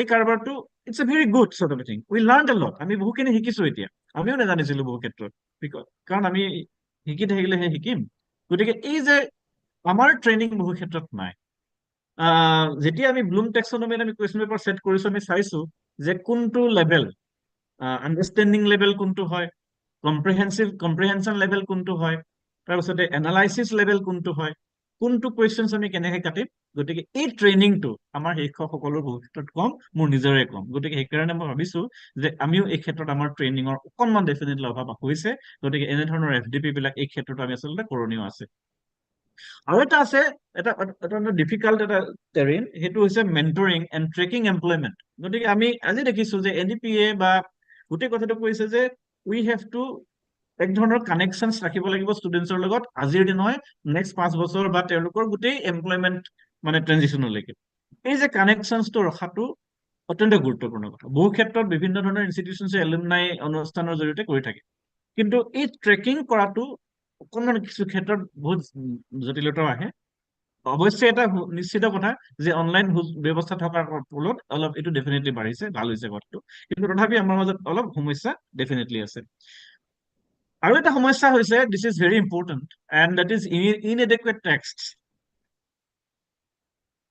এতিয়া যিখিনি আপোনালোকে দেখিছে যে টেক্সট মানে আমি চিলেবাছ যিবিলাক আছে চিলেবাছ বিলাকত বিভিন্ন ধৰণৰ নতুনত্ব আহিছে আৰু এই যে নতুনত্বখিনি আহিছে এই নতুনত্বখিনি অহাৰ কাৰণ হৈছে যে UGC-য়ে এটা মডেল কিউৰিকুলাম ফ্ৰেমৱৰ্ক ডেভেলপ আৰু এই যিটো মডেল কিউৰিকুলাম ফ্ৰেমৱৰ্ক UGC দিছে তাত আমি কেৱল ইউনিভাৰ্চিটিজবিলাকে কেৱল 20% চেঞ্জ কৰিব এই যে আৰু ইয়াৰ মূল উদ্দেশ্য হৈছে যে এক ধৰণৰ ইউনিফৰ্ম ষ্টেণ্ডাৰ্ডছ অফ এডুকেশ্যন যাতে আমাৰ সকলো ষ্টুডেণ্টছে পায় আৰু যাতে তেওঁলোকে ইচ্ছা কৰিলে মাল্টিপল পইণ্টত এক্সিট কৰিব পাৰে আৰু এণ্ট্ৰি কৰিব পাৰে আৰু যাতে তেওঁলোকে ইনষ্টিটিউশ্যন ট্ৰান্সফাৰ ল'ব পাৰে এই গোটেই কাৰবাৰটো হোৱাৰ ফলশ্ৰুতিত আচলতে কি হৈছে আমি দেখিছো যে কিছুমান ক্ষেত্ৰত আমাৰ ভাৰ্নেকুলাৰ লেংগুৱেজ বিলাকত বিশেষকৈ আমাৰ মাতৃভাষাত বহু ক্ষেত্ৰত আমাৰ এডুকেট টেক্সট আমাৰ যিবিলাক থাকিব লাগে নাই গতিকে সেই ক্ষেত্ৰত অকণমান ইউনিভাৰ্চিটি বা UGC-ৰ ৰুল বা ৰেগুলেটৰী মেকানিজিমৰ ৰুল ডেফিনেটলি নথকা নহয় ডেফিনেটলি আছে মই আপোনালোকক অকণমান এইখিনিতে এটা উদাহৰণ এটা দিব খুজিছো ধৰি ললো এটা পলিটিকেল চায়েন্সৰ যিহেতু পলিটিকেল চায়েন্সত এটা উদাহৰণ দিব খুজিছো এতিয়া এটা গভৰ্ণমেণ্ট অফ ইণ্ডিয়াৰ এটা পৰ্টেল আছে, এটা ইনষ্টিটিউচন আছে, তেওঁলোকৰ নাম হৈছে commission for scientific and technical terminology. This is government of ইণ্ডিয়াৰ এক ধৰণৰ এটা অনুষ্ঠান, মিনিষ্ট্ৰী অফ হায়াৰ এডুকেশ্যনৰ এটা অনুষ্ঠান, অট'নমাছ ইনষ্টিটিউচন। তেওঁলোকে এটা কাম, তেওঁলোকৰ মেণ্ডেটে হৈছে কি, যে তেওঁলোকে যিবিলাক টাৰ্মিনলজি আছে সেই টাৰ্মিনলজি বিলাক ষ্টেণ্ডাৰ্ডাইজ কৰে। I was also a part of this particular exercise. 2014 চন মানৰ পৰা মই এই প্ৰক্ৰিয়াটোত সংযুক্ত হৈ আছো। তেতিয়াৰ পৰা আমি দেখিছো যে কিছুমান ক্ষেত্ৰত কিছুমান টাৰ্ম অসমীয়া ভাষাত, বিশেষকৈ মই অসমীয়াটো কম, বড়ো ভাষাত বিভিন্ন ধৰণৰ বহুখিনি কাম হৈছে। ইয়াতে কি হৈছে, আমাৰ নাই, আমি নিৰ্মাণ কৰিব নোৱাৰো। গতিকে আৰু সেইকাৰণে বহু ক্ষেত্ৰত কি হয়, আমি নাজানাকে থাকি যায়। আৰু টেক্সট বিলাকত যিবিলাক মই দেখিছো, মই এটা উদাহৰণ দি কওঁ, যেতিয়া আমি টেক্সট লিখিবলগীয়া হৈছে, NEP ইমপ্লিমেণ্ট হৈছে, আমাৰ বহু শিক্ষকে আমি টেক্সট বুক লিখিছো, কিন্তু যিবিলাক এপ্ৰপ্ৰিয়েট টাৰ্ম আমি অসমীয়া ভাষালৈ ভাষান্তৰ কৰিব লাগে, সেইখিনি আমি কৰিব পৰা নাই। বা যদি ক'ৰবাত কৰিও থৈছে, গুৱাহাটী বিশ্ববিদ্যালয়ে আগতে পৰিভাষা নিৰ্মাণ কৰি থৈছিল আগতে, ৰাইট, সেইখিনি পৰিভাষা আমি বিভিন্ন সময়ত ফ'ল' কৰিছো বা কিছু ক্ষেত্ৰত নাই পোৱা কৰিবলৈ। গতিকে এনেধৰণৰ কৰিব পৰা নাই।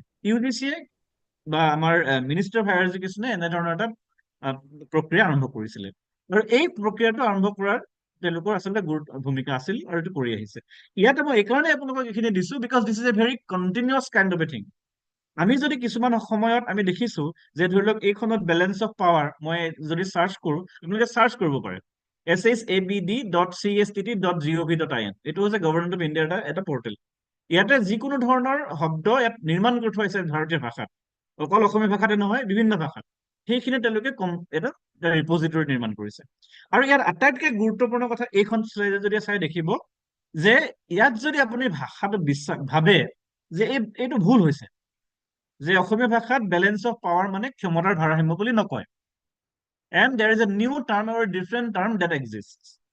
So what you can do is that you can just give a feedback, and your feedback is recorded, and there is a committee that evaluates your feedback, and ultimately if revisions are to be made, they would revise it, and once it is revised and published, it becomes right acceptable. গতিকে সেইকাৰণে এই কাৰ্যটো আমি জনা উচিত, আৰু সেইকাৰণে মই আচলতে আপোনালোকে স্ক্ৰীনশ্বটটো দেখাই দিছো, যাতে আপোনালোকেও যদি ভাবে, ইয়াত চাবই পাৰে বহুখিনি শব্দ আছে, মোৰে দেখিছো যে বহুখিনি মই অলৰেডি বহুতকেইটা ফিডবেক দিছো। এইকাৰণে ফিডবেক দিছো যে কাৰণ সেইকেইটা শব্দ আমি অসমীয়া ভাষাত ব্যৱহাৰ নকৰো, কাৰণ আগতে এইখিনি কাম বহু আগতে 1960-70 বহুখিনি কাম কৰা হৈছিলে, তাৰ পাছতো কিছুমান কৰা হৈছিলে।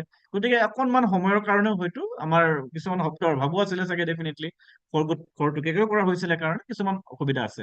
গতিকে সেইখিনি আমি ইতিমধ্যে ফিডবেক যদি আমি বেছি পৰিমাণে দিওঁ, আই ফিল ডেট আমি আমাৰ নিজৰ ভাষাটোকো আমি কি কৰিব পাৰিম, আমি অলপ এনৰিচ কৰিব পাৰিম, আৰু গতিকে টাৰ্মিনলজিখিনিও আমি বেছি ভালকৈ কৰিব পাৰিম। এণ্ড আপোনালোকে যদি চাই দেখিব যে বিভিন্ন ভাৰতীয় ভাষাত 7 চিডিউলৰ অন্তৰ্গত সকলো ভাষাতে আছে। বড়ো ভাষাত আছে, আমাৰ অসমৰ মণিপুৰ আছে, বেংগলী আছে, হিন্দী আছে, সকলোখিনি ভাষাৰ আছে, right? Okay, so' apart from this আৰু কেইটামান আমি চেলেঞ্জেছ আমি দেখিছো।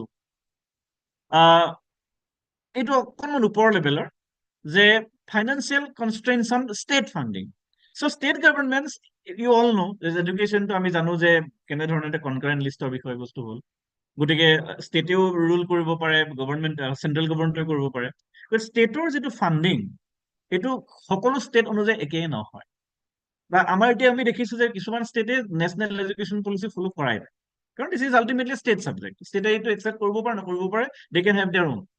গতিকে এই গোটেই কাৰবাৰটোত আমি যদি চাওঁ, দেখিম যে এই ষ্টেটৰ যিটো ফাণ্ডিং, ষ্টেটৰ যিটো ৰেভিনিউ আহিব লাগে, বা যিটো ধৰণৰ মানে ফাণ্ডিং আহিব লাগে, সেইটো বহু ক্ষেত্ৰত নাই। গতিকে ফাইনেন্সিয়েল কনষ্ট্ৰেইণ্ট হ'লেও আচলতে কি হয়, যিটো লেভেল অফ ইণ্টেণ্ডেড মানে আমাৰ আউটকাম আমি NEP-ৰ পৰা বিচাৰিম, সেইটো নাপাম। গতিকে সেইটোত অকণমান কৰণীয় ষ্টেটৰ আছে। এণ্ড আৰু এটা কুৱেশ্যন আমি দেখিম যে সেইটো হৈছে resistance to change, because we like আমাৰ এটা অসমীয়া ভাষাত খুব এটা সুন্দৰ হেৰি আছে। আপোনালোকে যদি মাধৱদেৱ আৰু মানে হেৰিয়ৰ শংকৰদেৱৰ বৰগীত শুনিছে বা পঢ়িছে, বা ডাকৰ বচন এইবিলাকো আছে, দেখিব এটা হয়তো ডাকৰ বচনে আছে, জীৱ যত জুনিক যায় তত সুখ পায়। য'তে থাকো আমি তাতে সুখ পাওঁ, যিটোতে চিষ্টেমত আছো আমি সেইটো চিষ্টেমে ভাল পাওঁ। গতিকে আমি কেতিয়াও চেঞ্জ বৰ ভাল নাপাওঁ, দিছ ইজ হিউমেন নেচাৰ। গতিকে আমি যেতিয়া NEP আৰম্ভ হৈছিলে ডিব্ৰুগড় বিশ্ববিদ্যালয়, আমি অকণমান হেজিটেণ্ট আছিলো, কি বা হ'ব, এটাকে ভাল আছিলে। কিন্তু যেতিয়া আমি গোটেই চেঞ্জটো দেখিছো, now we have realize that yes, it was required, right? গতিকে এই কথাটো আমাৰ এক ধৰণৰ ৰেজিষ্টেঞ্চ এটা ডেফিনেটলি আছে। অলপ ঠকাবও লাগে থাকে কিন্তু কথাটো হ'ল আমি উই হেভ টু অভাৰকাম দিছ বা এই ৰেজিষ্টেঞ্চটোৰ কাৰণেও হয়তো ইণ্টেণ্ডেড যিটো চেলেঞ্জ মানে আমাৰ হেৰি হৈছে মানে আউটকাম সেইটো আহিব পৰাকে নাই আৰু এটা কথা হৈছে যে limited employment opportunities after obtaining degree এইটো আমাৰ ইতিমধ্যে আছিলে গতিকে এইটো তাৰ ঠাইত স্কিল কম্পনেণ্ট এটা যোগ কৰাৰ কথা কোৱা হৈছে কেনেধৰণৰ স্কিল কম্পনেণ্ট এতিয়া নাও আমাৰ যিহেতু মই ডিব্ৰুগড় বিশ্ববিদ্যালয়ৰ উদাহৰণ দিয়ে ক'বলৈ ভাল পাম কাৰণ এতিয়া আমাক গভৰ্ণমেণ্টৰ UGCৰ পৰা এটা ডিৰেকশ্যন আহিছে যে we have to introduce certain courses যে যদিহে আমাৰ ছাত্ৰ ছাত্ৰীসকলে যিটো পৰম্পৰাগত যিটো ডিগ্ৰী সেই ডিগ্ৰীটোৰ পৰা যদি কিবা এটা চাকৰি বা কিবা এটা মানে এমপ্লয়মেণ্ট যদি গোটাব নোৱাৰে then they have to be trained in certain other vocations ধৰি লওক এতিয়া আমাক কৈছে যে মাল্টিটাস্কিং যিবিলাক চাৰ্ভিচেছ অফিচ কাম বা বেলেগ ধৰণৰ কিছুমান কাম কিছুমানত যাতে আমি তেওঁলোকক ট্ৰেইন কৰিব পাৰোঁ যাতে সেইটো তেওঁলোকে জাষ্ট 30 আৱাৰ্ছৰ কোচিং এটা হৈ গ'ল মানে এটা ট্ৰেইনিং হৈ গ'ল 40 আৱাৰ্ছৰ ট্ৰেইনিং এটা হৈ গ'ল entire duration of the course and a certificate is issued and তেওঁলোকে স্কিলফুল হ'ল and they can in a way সেইখন চাৰ্টিফিকেটৰ জৰিয়তে যাতে তেওঁলোকে নিজৰ এটা এইটোত নহ'লে এটা ছেকেণ্ড প্লেন এটা থাকে this is very important and this is very fascinating গতিকে NEP-য়ে এইখিনি ফেচিলিটেট ডেফিনেটলি কৰিছে shortage of qualified faculty এইটোতো ডেফিনেটলি হয় ৰাইট আৰু funding for vocational skill based education এইকেইটা পইণ্ট এইখিনি মই আৰু আলোচনা নকৰোঁ right so these are certain challenges impacting the NEP 2020 its implementation but anyways এইখিনি যদিও আমি চেলেঞ্জ হিচাপে লৈছো but definitely we have scope আমাৰ definitely আমাৰ হেৰি আছে that we can convert into opportunities কাৰণ আমি জানো যে সমস্যা থাকিলে চেলেঞ্জক আমি definitely we can convert it to opportunities গতিকে সেইখিনি ডেফিনেটলি আমাৰ শিক্ষক আৰু হেৰিয়ৰ ডেফিনেটলি কৰিব ছাত্ৰ ছাত্ৰীসকলে লগ লাগি Now, what are the prospects of NEP 2020? কেনেধৰণৰ আমি চেলেঞ্জখিনিৰ কথা আলোচনা কৰিলো এণ্ড সকলোখিনি আমি জানোৱেই ইতিমধ্যে কেইটামান মই নতুন কথা ডেফিনেটলি দিবলৈ চেষ্টা কৰিছো আশা ৰাখিছো আপোনালোকে হেৰি পাব এই যে prospects to কি যে definitely it would increase the GER and this is going to happen ইতিমধ্যে আমাৰ হৈছে কাৰণ 2023 যেটো আমি যদি ৰিপৰ্ট চাওঁ 2021-22 যিখিনি আমি যদি ষ্টেটিষ্টিক্স চাওঁ GER ৰ ক্ষেত্ৰত এটো প্ৰায় 20% ইনক্ৰিজ এটা হৈছে প্ৰায় 2023 আৰু এটো একমাত্ৰ এই কাৰণে হৈছে because of the NEP 20 ruling out of the NEP 2020 গতিকে এইটো কন্টিনিউয়াস বেসিছত যদি গৈ থাকে ডেফিনেটলি কাৰণ বহুত আমাৰ এডুকেশনাল ইনষ্টিটিউশনস ওপেন কৰা হৈছে and it is the mandate of the NEP that educational ইনষ্টিটিউশনসৰ সংখ্যা বঢ়াব লাগিব পুৰণা ইনষ্টিটিউশনস বিলাকক ষ্ট্ৰেংথেন কৰিব লাগিব ৰাইট তেনেকে আলটিমেটলি সেইটো গৈ আছে যে GR বাঢ়িব and apart from that increase the public investment into হৈছে and it is as per policy হৈছে গতিকে এনেই অকস্মাত গভৰ্ণমেণ্টে বহু পইচা খৰচ কৰা নাই বা কৰিব নোখোজে it is a mandate of the government and this mandate is internationally acclaimed যিহেতু ইণ্টাৰনেশ্যনেল লেভেলতো ইয়াক বহুত চৰ্চা হৈছে গতিকে government is now bound to invest on public education so' therefore সেইকাৰণে বহু ক্ষেত্ৰত তেওঁলোকে ইনভেষ্ট কৰিছে আৰু এটা অত্যন্ত গুৰুত্বপূৰ্ণ প্ৰস্পেক্ট হৈছে যে এটা ভাল কথা বা ভাল দিশ সেইটো মই ইতিমধ্যে আলোচনা কৰিছো যে মাল্টিপল এণ্ট্ৰি মাল্টিপল এক্সিট যিকোনো মুহূৰ্তত কোনোবা এজন ষ্টুডেণ্ট আহিব পাৰে লেটাৰেল এণ্ট্ৰি কথাটো ইতিমধ্যে আমাৰ টেকনিকেল এডুকেশ্যনত আছিলে আমাৰ এতিয়া হায়াৰ এডুকেশ্যনতো আমাৰ জেনেৰেল ডিগ্ৰী এডুকেশ্যনতো আহি গৈছে যে মাল্টিপল এণ্ট্ৰি বিভিন্ন সময়ত আহিব পাৰে আৰু বিভিন্ন গুচি যাব পাৰে এটা কোৰ্চ ডিগ্ৰীলৈ গুচি যাব পাৰে ধৰি লওক এবছৰ পঢ়িলো এবছৰ পঢ়াৰ পাছত মই ডিগ্ৰী নকৰো বা ডিপ্ল'মা এখন লৈ গুচি গলো ছমাহ পঢ়িলো মই কোৰ্চটো মই বেলেগ এটা ঠাইলৈ যাবলৈ মন গ'ল চাৰ্টিফিকেট এখন লৈ গুচি গলো আই ডিডন্ট কমপ্লিট দ্যাট ডিগ্ৰী কিন্তু যিটো আমাৰ চিষ্টেমত নাই এতিয়া ধৰি লওক 3 বছৰ যদি আমি পঢ়ি আছো ডিগ্ৰীত 3 বছৰ কমপ্লিট নকৰিলে we are not going to get anything we are not going to be awarded a degree or certificate or diploma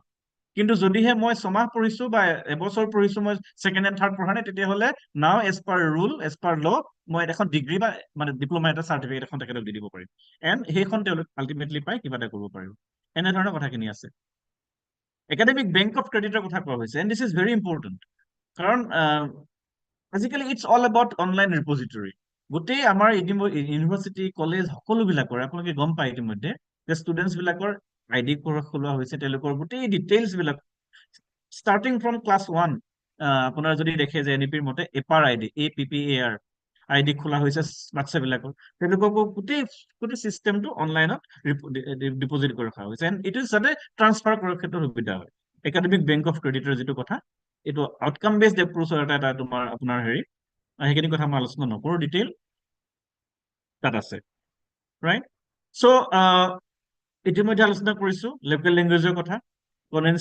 financial ছাপৰ্টৰ কথা কৈছো। এইখিনি কথা ইতিমধ্যে we already have discussed, right? Two, three more important points are it's all about continuous evaluation. আপোনালোকে দেখিছে, I think all of you have shifted from, evaluating your students. আগতে আপুনি 20 মাৰ্কছৰ কাৰণে কৰিছিলে, মাজতে 30 মাৰ্কছৰ কাৰণে কৰিলে, এতিয়া আপোনালোকে ইণ্টাৰনেলি 40 মাৰ্কছৰ কাৰণে এভালুৱেট কৰিব লাগে ষ্টুডেণ্টছক। আমি ইউনিভাৰ্চিটি চিষ্টেমত আজি প্ৰায় কেইবাবছৰ ধৰি 40-60 যিটো ৰেচিঅ' সেইটো আমাতে কৰি আহিছো। মানে 40 নম্বৰ আমি কণ্টিনিউৱাছলি ষ্টুডেণ্টছক এভালুৱেট কৰোঁ, আৰু তেওঁলোকে 3 ঘণ্টাৰ কাৰণে মাত্ৰ 60 নম্বৰৰ কাৰণে এণ্ড ছেমিষ্টাৰত দিয়ে। গতিকে এই যিটো কণ্টিনিউৱাছ এভালুৱেশ্যন ছাত্ৰ ছাত্ৰীসকলৰ লগত থাকে, সেই কাৰবাৰটো অত্যন্ত গুৰুত্বপূৰ্ণ, আৰু NEP এইটোক ষ্ট্ৰেংথেন কৰিছে। ভোকেশ্যনেল ট্ৰেইনিঙৰ কথা কোৱা হৈছে, ৰিচাৰ্চৰ কথা কোৱা হৈছে, আৰু ইণ্টাৰ্ণশ্বিপৰ কথা কোৱা হৈছে, যিটো অত্যন্ত গুৰুত্বপূৰ্ণ। ইণ্টাৰ্ণশ্বিপটো কি, যাতে ষ্টুডেণ্টে পঢ়ি থকা সময়তে এটা নিৰ্দিষ্ট এজেঞ্চি বা অৰ্গেনাইজেশ্যন বা হেৰিয়ৰ লগত যাতে তেওঁলোকে এলাইন হৈ কিছুমান কাম কৰিব পাৰে। নাও গভৰ্ণমেণ্ট অফ ইণ্ডিয়া যিটো মেৰু ষ্টেটাছ দিছে, যিটো আমাৰ ফাণ্ড আহিছে বুলি কৈছো ডিব্ৰুগড় ইউনিভাৰ্চিটিলৈ, এতিয়া ডিব্ৰুগড় ইউনিভাৰ্চিটি ইণ্টাৰ্ণশ্বিপ যাতে আমাৰ ষ্টুডেণ্টছক আইডেণ্টিফাই কৰিবলৈ দিয়া হৈছে, ছাত্ৰ ছাত্ৰীক কেনেধৰণে ইণ্টাৰ্ণ কৰিব। গতিকে আমি অত্যন্ত আচলতে বিবেচনা কৰি আহিছো যে কোনবিলাক আমি এৰিয়া আইডেণ্টিফাই কৰিম, কোনখিনি এজেঞ্চিজ আইডেণ্টিফাই কৰিম, কেনেধৰণে আমি ষ্টুডেণ্টছক পলিটিকেল চায়েন্সৰ ষ্টুডেণ্টছক আমি ইণ্টাৰ্ণি কৰিম। গতিকে সেই গোটেইখিনি কথা আচলতে NEP-য়ে স্কোপ দিছে। গতিকে আমি যদি চাওঁ যে it is actually opening up new vistas of আমাৰ গোটেই এডুকেশ্যনৰ গোটেই কাৰবাৰটো আচলতে চেঞ্জ কৰি দিছে বহু ক্ষেত্ৰত, আৰু দিছ ইজ ইম্পৰ্টেণ্ট একচুৱেলি। কাৰণ ইতিমধ্যে আমি দেখিছো যে যদি আমি উই হেভ টু বিকাম বিশ্বগুৰু in true sense of the term, if we have to become world leader in terms of education, right, we definitely have to change ourselves, change our orientation, change our mindset, change our teaching learning exercise, so on and so forth. And NEP is definitely facilitating us so that we definitely can in a way move ahead with time, right? So with this I wind up for the day, and I conclude, and I express my sincere gratitude and thanks to the organizers of Dorong Udalguri ACTA, right, zonal committee. মই আশা ৰাখিছো যে যিখিনি বহুত বেছি ক'বলগীয়া কথাও নাথাকে, because already this is being discussed, debated, and already has been right? So what is pertaining to the NEP 2020? So just মোৰ কেইটামান যিটো এক্সপেৰিমেণ্ট যিটো এক্সপিৰিয়েঞ্চ আমাৰ হৈছে, বিকজ কণ্টিনিউৱাছলি আমি NEP 2020 ইমপ্লিমেণ্টেশ্যনৰ লগত আমি জড়িত হৈ থাকিবলগীয়া হৈছে আজি প্ৰায় 1.5 বছৰ 2 বছৰ ধৰি, 1.5 বছৰ ধৰি। গতিকে সেই এক্সপিৰিয়েঞ্চৰ পৰাই আপোনালোকক কেইটামান কথা ক'বলৈ চেষ্টা কৰিলো। So' I don't know' whether I contributed something to your insight or not, but thank you so much for giving me this opportunity, and thank you for listening to me right patiently. যদি আমি আছে, definitely we কেন আমি দুই এটা কথা আলোচনা কৰিব পাৰিম, ৰাইট? সময় যদি আপোনালোকৰ আছে, যদি প্ৰশ্ন আছে, you are most welcome. Thank you so much. Thank you once again. Thank you, Dr. Dibyajyoti Datta sir, for your valuable insights on the prospects and challenges of NEP 2020, especially in the socio-political context. We are honored to have you here, and I'm sure the participants have enjoyed your presentation. If any of the participants for this session has any question, karobar question thakile, the floor is open. Sir will meet up with the queries.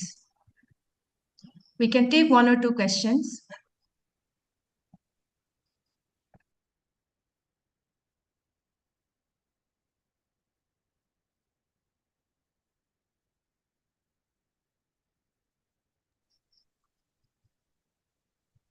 So a lot of comments on the chat box. We can see people are thanking you for your presentation. If there are no questions, I think if there is any comment anyone would like to place, I request the participants. Am I visible?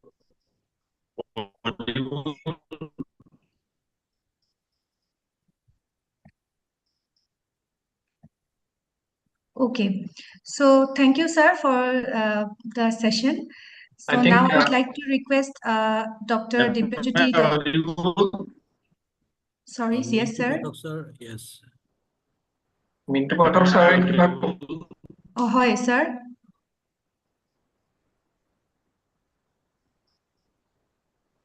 I think Hello. mute আছে হয় নেকি? Sir আপোনাৰ চাউণ্ডটো sir Hello. Brake হৈ আহি আছে হয় sir আহিছে স্যাৰ হয়।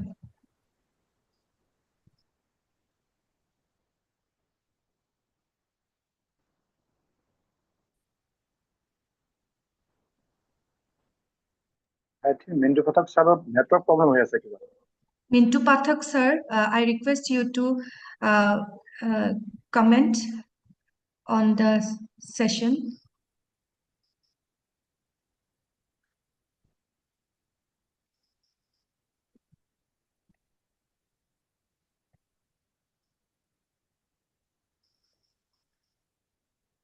Mr. Mintu Pathak sir, Secretary of Dorong Udalguri Zone ACTA. Jodi sir শুনি আছে তেন্তে if you would like to place a comment, you can. Thank you. I think Thank you. Hello. yes yes Right. Simanto Prakash Barua.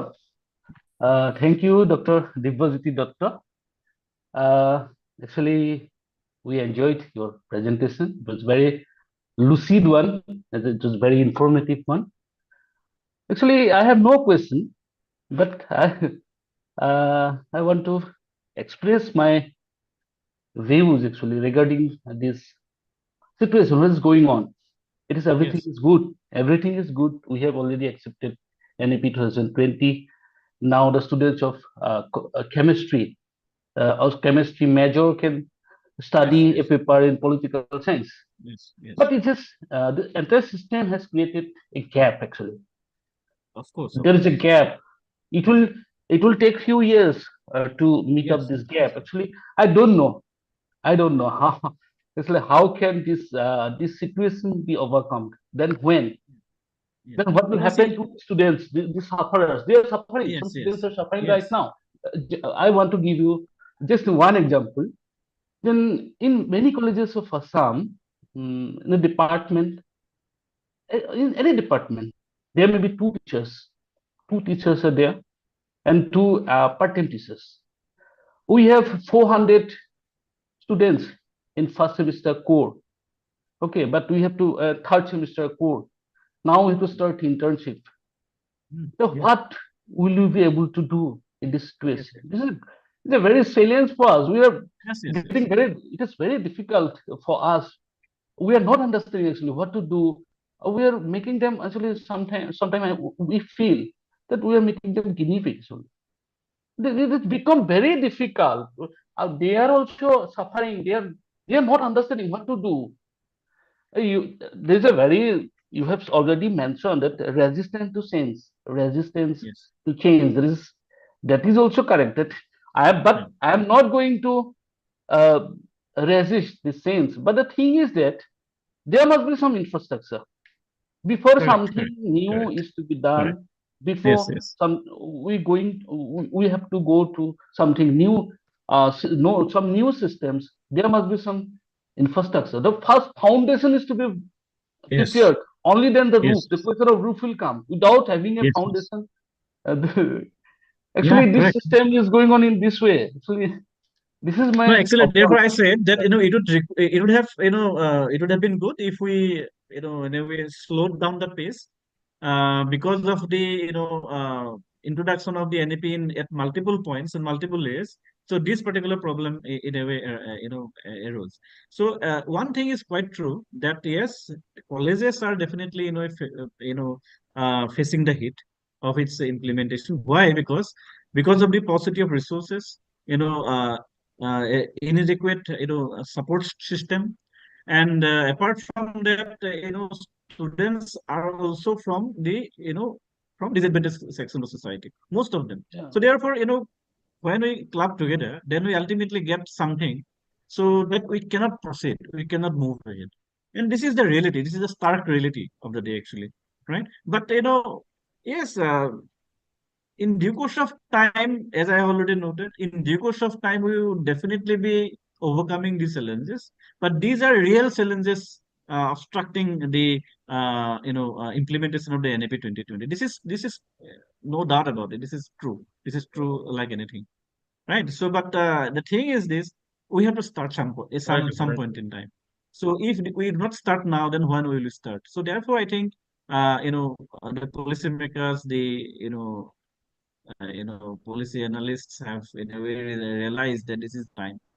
And let's see, hope for the best, but we definitely have to be, in a way, skeptical at some point in time. We have to be, resisting at some point in time. At the same time, we also have to be flexible, right, in accepting things. So, and we the teachers are, in a way, made like this. We are receptive to everything. We are, so we are meant to be like that. Right? Therefore, we will definitely be, flowing with that trend. And that's it, actually. Thank Hello, you. sir.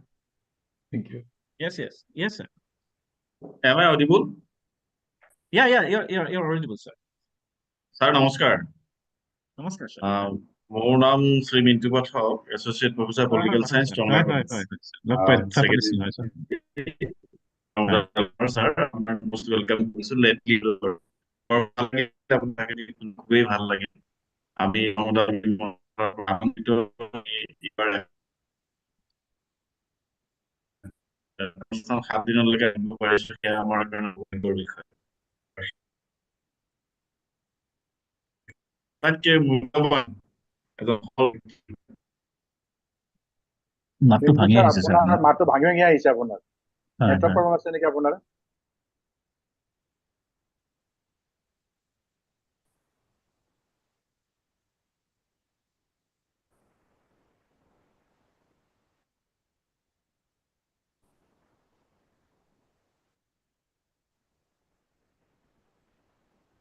Sir am I audible? Yeah, you're audible now, sir. এতিয়া ভাল হৈছে, sir. Sir মই ভিডিঅ'টো কাটি দিছো, উপায় নাই, নহ'লে হয়, নেটৱৰ্কৰ এইকাৰণে ভালকে আহিছে, sir. হয়।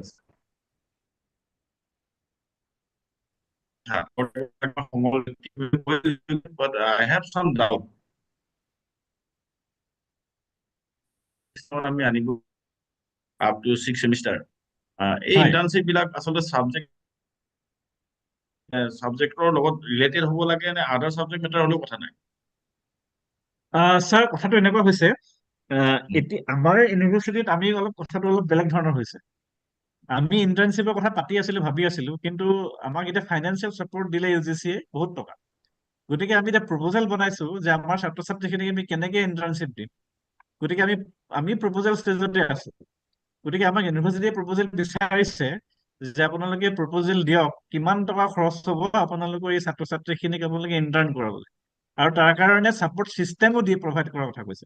গতিকে সেইকাৰণে আমাৰ ফালৰ পৰা আমি অকণমান এটা আপাৰ হেণ্ডত আছো, যে আমি ডাইৰেক্টলি হয়তো বহু বেছি পৰিমাণে ইনভলভ নহ'লেও হ'ব। গোটেই ইণ্টাৰ্ণশ্বিপৰ গোটেই হেৰিটো ষ্টাৰ্ট কৰাৰ পৰা গোটেই চিলেকশ্যন প্ৰক্ৰিয়াটো এটা বেলেগ এটা পাৰ্টিয়ে হয়তো কৰিব কাইলৈ পৰহিলে। গতিকে সেইটো ক্ষেত্ৰত আমি অকণমান ওপৰত মানে হেৰিয়ত আছো, এটা অলপ মানে এটা এক ধৰণৰ এটা সুবিধা এটা আছে। কিন্তু this is not the case with the colleges, most of the colleges, বহু ক্ষেত্ৰত নাই। এতিয়া এই ইণ্টাৰ্ণশ্বিপৰ গোটেই কাৰবাৰটো কি হৈছে, আমি যেতিয়া সুধিছিলো, ডিছকাশ্যন কৰিছিলো গোটেই কথাখিনি, তেতিয়া আমাক এই ধৰণে কোৱা হৈছিলে, এইটো আচলতে ইয়াত ব্যাখ্যাৰ আচলতে হেৰি আছে।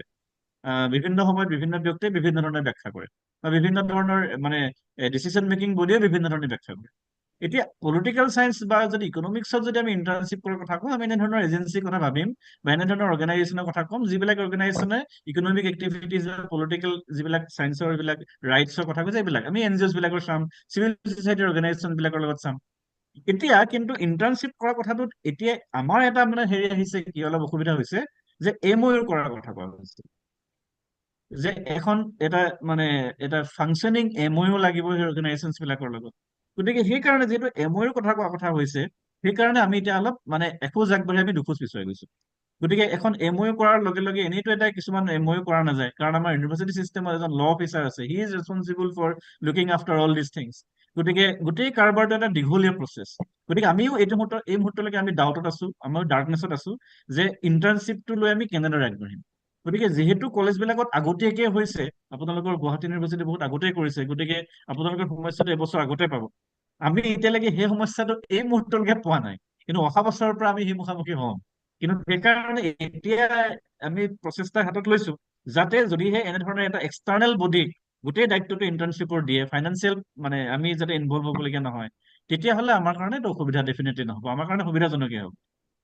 এতিয়া গোটেই কথাটো হৈছে, কিন্তু এটা কথা ঠিক যে ইণ্টাৰ্ণশ্বিপটো কৰাৰ কথা হৈছে বন্ধৰ সময়ত, যাতে ষ্টুডেণ্টছৰ যাতে যেতিয়া বন্ধ হয়, পূজা বন্ধই হওক বা উইণ্টাৰ ভেকেশ্যন হওক ছামাৰ ভেকেশ্যন হওক গতিকে এতিয়া গোটেই কাৰবাৰটো হৈছে যে আণ্ডাৰ NEP ষ্টুডেণ্টছ মানে তেওঁলোকৰ কোনো ধৰণৰ লাৰ্ণিং প্ৰচেছটোত কেনেধৰণৰ ৰেষ্ট নাই তেওঁলোকে continuously De have two learn they have to কিন্তু learn, they sir have to relearn, and they have to unlearn many things. Sir এতিয়া আপুনি Yes, sir. গুৱাহাটী বিশ্ববিদ্যালয়ৰ কথা কৈছে আমাৰ বড়োলেণ্ড বিশ্ববিদ্যালয়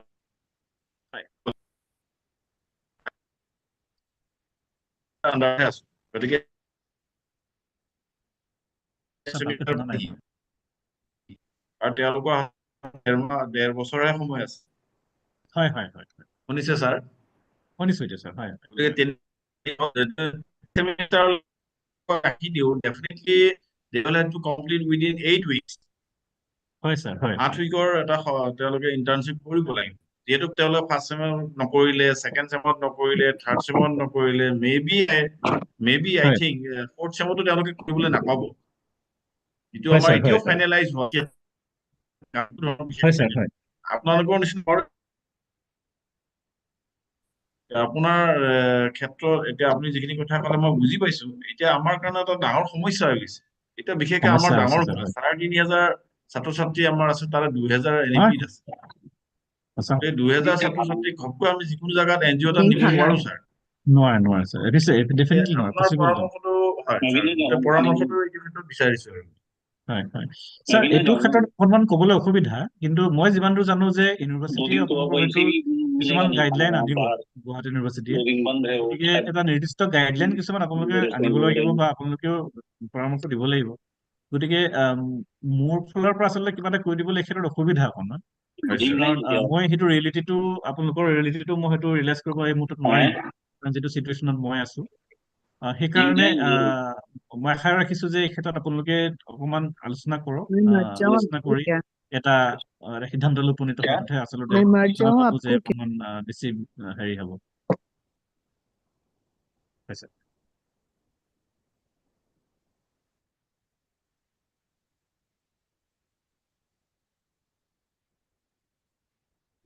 জাগৃতি কলিতা আপুনি আছেনে লাইনত হয় সৰি মোৰ ইন্টাৰনেটটো অকনমান হেৰি হৈ গৈছিলে thank you Dr. Dibyajyoti Dutta sir for your presentation and I'm sure our participants have had an impact after your presentation and discussion thank you to the participants as well for the Jagriti Kolita, ma'am, just I want to interrupt in between. Actually, there is a question in YouTube.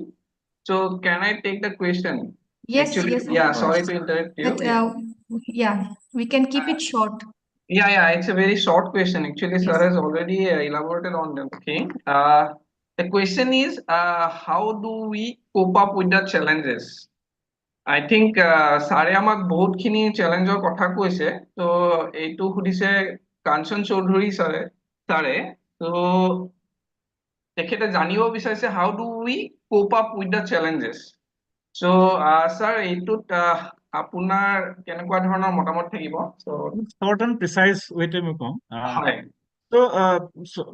Problem থাকিলে সমস্যা থাকিলে we have to sort it out right challenges থাকিলে we have to convert it into opportunities. I already have spoken on it. আমি সমস্যাটোক আমি সমস্যা হিচাপে theory থাকিলে দেখা পালে নহ'ব তাৰ অন্তৰ্নিহিত যিখিনি আচলতে আমি তাক যাতে কনভাৰ্ট কৰিব পাৰো অপৰচুনিটি আমি চাবই লাগিব so this is a challenge yes definitely there are challenges সমস্যা থাকিবই সম্ভাৱনাতালৈ আমি কেনেদৰে ৰূপান্তৰিত কৰিম তেতিয়াহে তাতেহে আমাৰ যিটো ইনজেনুইটি আমাৰ ক্ৰিয়েটিভিটি আমাৰ যিখিনি মানে স্কিল সেইখিনি ৰিফ্লেক্ট হ'ব গতিকে মই আশা ৰাখিছো যে হয়তো কিছু ক্ষেত্ৰত আমাৰ সময় লাগিব আমি একেদিনাই আমি ডেফিনেটলি চেঞ্জ আনিব নোৱাৰো এইটো it is going to be a very long drawn মানে দীঘলীয়া কাৰবাৰ এটা হ'ব গতিকে সেই দীঘলীয়া প্ৰচেছটোত আমি নিজকেও আমি উপযোগী কৰি তুলিব লাগিব সুযোগ্য কৰি তুলিব লাগিব আৰু লগে লগে আমি যিবিলাক সমস্যা সেই সমস্যাবিলাকৰ আলাপ আলোচনাৰ মাধ্যমেৰেহে আমি মীমাংসা কৰিব পাৰিম আমি তেনেকে আগবাঢ়ি যাব লাগিব কাৰণ আমি যদি কেৱল পিছ হুহুকি দিওঁ তেতিয়াহ'লে we're not going to learn anything we're going to get anything so আগবাঢ়ি যাবলৈ হ'লে আমি বাধাৰ মুখামুখি হমেই আৰু বাধাৰ মুখামুখিখিনি আমি সমজুৱাভাৱে একত্ৰিত হৈ আলাপ আলোচনাৰ মাধ্যমেৰে সেই সকলোখিনিক আমি মানে আমি তাৰ মোকাবিলা কৰিব পাৰিব লাগিব সেইটোৱে কথা Yes, sir. There is again a request. Actually, Sir Ayan Ali Ahmed. So he is asking for your PPT actually. So if you don't mind, sir, apni jodi amak PPT to soft Oh, copy I can sir. share it. I can definitely share it. Yeah, no problem in that. Can, I'll be sharing it to you. yes, sir. All Yeah. right. Sir. I'll be sharing it to you. Yeah. I'll have WhatsApp it. Okay, Alright. Sir, Thank Yeah. you. thank you, sir, Yes. once again for your presentation. কোনোবা সুধিব বিচাৰিছিলে নেকি? I think we are Actually, আমাৰ অলপ running out of টাইমৰ time. shortage হৈ আছে. I think we should move on to the next session. Yes. The resource person is already waiting. So I'd like to hand over to Dr. Dibyajyoti Saikia, convener of FDP, for the offering the vote of thanks of this session. Thank you, Jagriti Kolita. At the very beginning, I would like to offer our gratitude to our today's resource person, Dr. Dibyajyoti Dotto sir. Sorry, sir. Same It is here. really, it is really an insightful and analytic session, and we have really enjoyed your deliberation. And definitely, we have challenges, but I think we can cope up with time, and we'll proceed accordingly. We are thankful to the Dorong Udalguri Zone ACTA for giving us this opportunity to organize this FDP. We are thankful to the President and Secretary of the zone and also to the Central Committee for allowing us to organize this FDP. We are very much thankful to all the participants, actually, without whom we could not have done anything. So thank you all. We are thankful to the collaborators, Anandaram Borwa Institute of Language, Arts and Culture, Assam, Mohapuru Srimanto Sankardev Welfare Trust, and RC Sohoria Teachers Training College, Tongla. Last but not the least, I would like to offer my sincere gratitude to the advisory committee, all the members, and my partners of this FTP program, Junmani Das and Dr. Noyanmani Das. Actually, we'd like to have some more interaction with sir, but due to the shortage of time and the other session is also coming, so I would like to offer my sincere gratitude to sir once again. And with this, I would like to offer the microphone to Jagriti, and thank you, Jagriti Kolita, for your really good management and clear management of the session. Over to Okay. Jagriti Kolita. Thank you. মই তেতিয়াহ'লে আপোনালোকক হেৰি কৰিছো, মই ওলাই দিব লাগিব অকণমান. Thank you so হয়। much. Thank you, sir. Thank you, sir. Thank you, sir. Thank you very much, sir. thank you. এইখিনিতে মই অকণমান অলপমান টাইম লৈছো নেক্সট সেশনটো ষ্টাৰ্ট হোৱাৰ আগতে। হয়তো ডক্টৰ নয়নমণি দাস দেৱে আমাৰ নেক্সট ৰিচোৰ্চ পাৰ্চনক এড কৰিব, তাৰ আগতে মই অকণমান টাইম He লৈছো। is already there in, I think, তেখেত আছে ইয়াতে। Yes, Professor Pavnis Kumar. So Kumar sir, so he is already there in the group. I Join think he has কৰিছে ন? joined. Yes, sir. Join কৰিছে sir. Okay. ঠিক আছে। Actually, we thought that we could have a discussion, we could have some feedback sessions from the participants. We'll do it later. Now, I would like to welcome Dr. Pavnis Kumar sir to MHS. We are already in a session and we'll move to the felicitation session now. For this session, I would like to welcome Jagriti Kolita as a moderator or anchor for this session, and please carry forward the session. Thank you. Thank you, Dr. Dibyajyoti Saikia. To the participants, I welcome you all for the second and the final session, that is the valedictory session. For this, I would like to request Mr. Mintu Pathak sir, Secretary of Dorong Udalguri Zone ACTA, for stating his inaugural speech. Thank you so much, Jagriti Kolita. First of all, Dorong Udalguri Zone ACTA as a secretary, on behalf of the President of Dorong and Central Executive Member Jalaluddin Sher, I welcome all of you in this last program of 7 days FDP. And in this ground, special, মই সকলোকে আজি এই FDP শেষৰ পৰ্যায়ৰ ফালে ইমান দিন আজি 7টা দিন আমি ইভিনিং টাইমটোত সকলো ফেকাল্টি মেম্বাৰ্ছে সহযোগিতাৰে বিশেষকৈ আমাৰ কনভেনৰ কোঅৰ্ডিনেটৰ টেকনিকেল কোঅৰ্ডিনেটৰ আমাৰ বিভিন্ন এংকৰসকল আমাৰ আমন্ত্ৰিত বিভিন্ন পৰ্যায়ৰ যিসকল আমাৰ ৰিচোৰ্চ পাৰ্চন আছিলে অতি সুন্দৰ সুন্দৰ বিষয়ত তেওঁলোক আহিল আমাৰ মাজলৈ আজি আমাৰ ৰিচোৰ্চ পাৰ্চনসকলৰ তেওঁলোকৰ নিৰ্দিষ্ট যিটো বিষয় বাছি দিয়া হৈছিলে বা তেওঁলোকে বাছি লৈছিলে তাৰ ওপৰত তেওঁলোকৰ বক্তৃতাবিলাকো আমি বৰ ধুনীয়াকৈ শুনিলো আমাৰ ভাল লাগিছে যে আমাৰ আটাইবিলাক পাৰ্টিচিপেণ্ট যিসকল আমাৰ মাজত আছে নিয়াৰ এবাউট more than 100 ইউটিউব আৰু আমাৰ জুমত এপ মিলাই প্ৰায় more than 100 তেওঁলোকে পাৰ্টিচিপেট কৰিলে আৰু ভাল ভাল কমেণ্ট আমি পাইছো আৰু এইটো আমাৰ দৰং ওদালগুৰি মণ্ডলৰ ফালৰ পৰা প্ৰথম অনলাইন প্ৰগ্ৰেম যিটো আমি মোটামুটি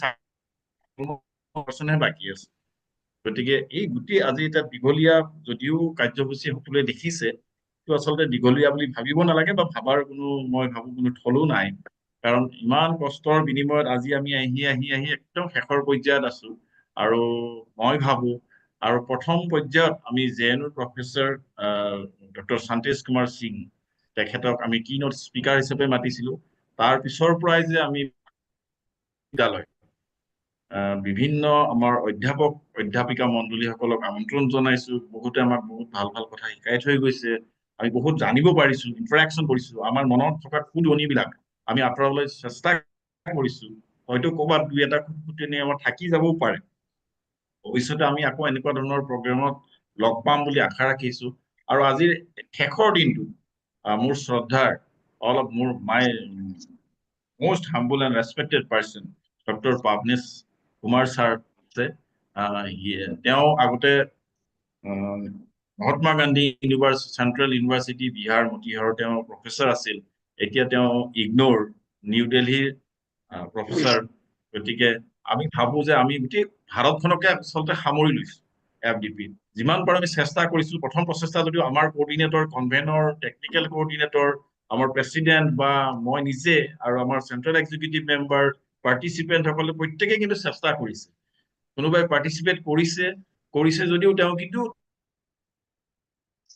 আমি কিবা এটা পাম গতিকে আমি বহুত আশাবাদী so we are very much hopeful that our sir will come again in this program as a chief guest today আচলতে মোৰ লগত ছাৰৰ ইয়াত থাৰ্ড প্ৰগ্ৰেম ফিজিকেলি মই তেওঁ একবাৰ পাইছিলো আমাৰ কলেজত as a research person offline প্ৰগ্ৰেমত পাইছিলো আকৌ আমি 2020 তেখেতক মই পাইছিলো 3 days অনলাইন ৰিচাৰ্চ মেথডলজিৰ ওপৰত ৱৰ্কশ্বপ আছিল ইণ্টাৰনেশ্যনেল ৱৰ্কশ্বপ তাতেও তেখেতক মই পাইছিলো বিশেষকৈ NEP ৰিপৰ্ট আজিও তেওঁ আহিছে আমাৰ মাজত হি ইজ এলাইভ উইথ আছ গতিকে মই পুনৰবাৰ আমাৰ এই গোটেই প্ৰগ্ৰেমটো all of the resource person honorable resource person all of the convener as well as the coordinator technical coordinator especially 3 and also the anchors from first to last even the collaboration that has been made by 3 major institutions with us in this FDP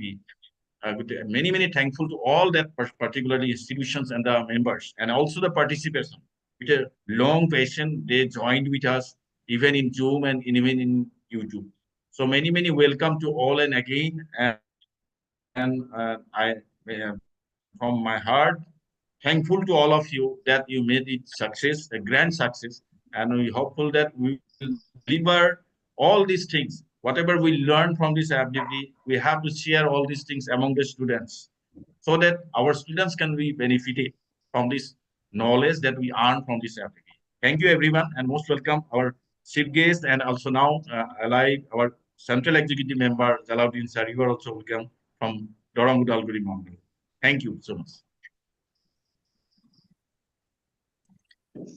Thank you, Mintu Aditi, you can Pathak sir, continue. for your warm and encouraging words.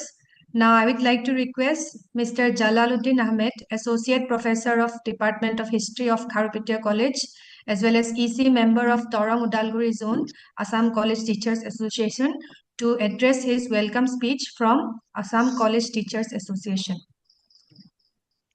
নমস্কাৰ জনাইছো Assam college শিক্ষক সংস্থাৰ অন্তৰ্গত দৰং উদালগুৰি মণ্ডলৰ মাননীয় সভাপতি সম্পাদক প্ৰমুখ্যে সকলো বিষয়ববীয়াসকল লগতে ভাৰতবৰ্ষৰ শিক্ষা ব্যৱস্থা, ইতিহাস, ৰূপান্তৰ আৰু ভৱিষ্যত বিষয়বস্তুত যৌথভাৱে আয়োজিত এই সপ্তাহজোৰা FDP প্ৰগ্ৰামৰ মাননীয় আয়োজক মণ্ডলী, উপদেষ্টা মণ্ডলী ও বিভিন্ন বিষয়াসকল, আজিৰ এই অন্তিম সেশন, অন্তিম পৰ্যায়ৰ কাৰ্যসূচীত ভেলিডিটি সেশনত মুখ্য অতিথি হিচাপে অংশগ্ৰহণ কৰা professor schools of management studies ইগনোৰ ডক্টৰ পাৱনেশ কুমাৰ ছাৰ, এই সপ্তাহজোৰা FDP কাৰ্যসূচীত অংশগ্ৰহণ কৰা আমাৰ দৰং ওদালগুৰি মণ্ডলৰ অন্তৰ্গত মহাবিদ্যালয়ৰ অধ্যাপক অধ্যাপিকাৰ উপৰিও অসমৰ বিভিন্ন মহাবিদ্যালয়ৰ শ্ৰদ্ধাৰ শিক্ষক শিক্ষয়িত্ৰীসকল, আপোনালোকক সকলোকে অসম কলেজ শিক্ষণ সংস্থাৰ হৈ দৰং ওদালগুৰি মণ্ডলৰ প্ৰতিনিধি হিচাপে আপোনালোকক আন্তৰিক সম্ভাষণ আদৰণি জনাইছো। লগতে এইখিনিতে ক'ব বিচাৰিছো যে অসম কলেজ শিক্ষক সংস্থা যেহেতু এটা বৈদিক অনুষ্ঠান আৰু সেই অনুষ্ঠানৰ প্ৰতিফলন হিচাপে আমাৰ দৰং ওদালগুৰি মণ্ডলিক সমিতিয়ে এই সপ্তাহজোৰা FDP প্ৰগ্ৰাম আয়োজন কৰিছে। আৰু এই ক্ষেত্ৰত মই ভাবো যে অসমৰ যিখিনি মাণ্ডলিক সমিতি আছে, এই মাণ্ডলিক সমিতিৰ ভিতৰত আমাৰ দৰং ওদালগুৰি মণ্ডলখন শীৰ্ষ স্থানত থাকিব বুলি মই আশা ৰাখিছো।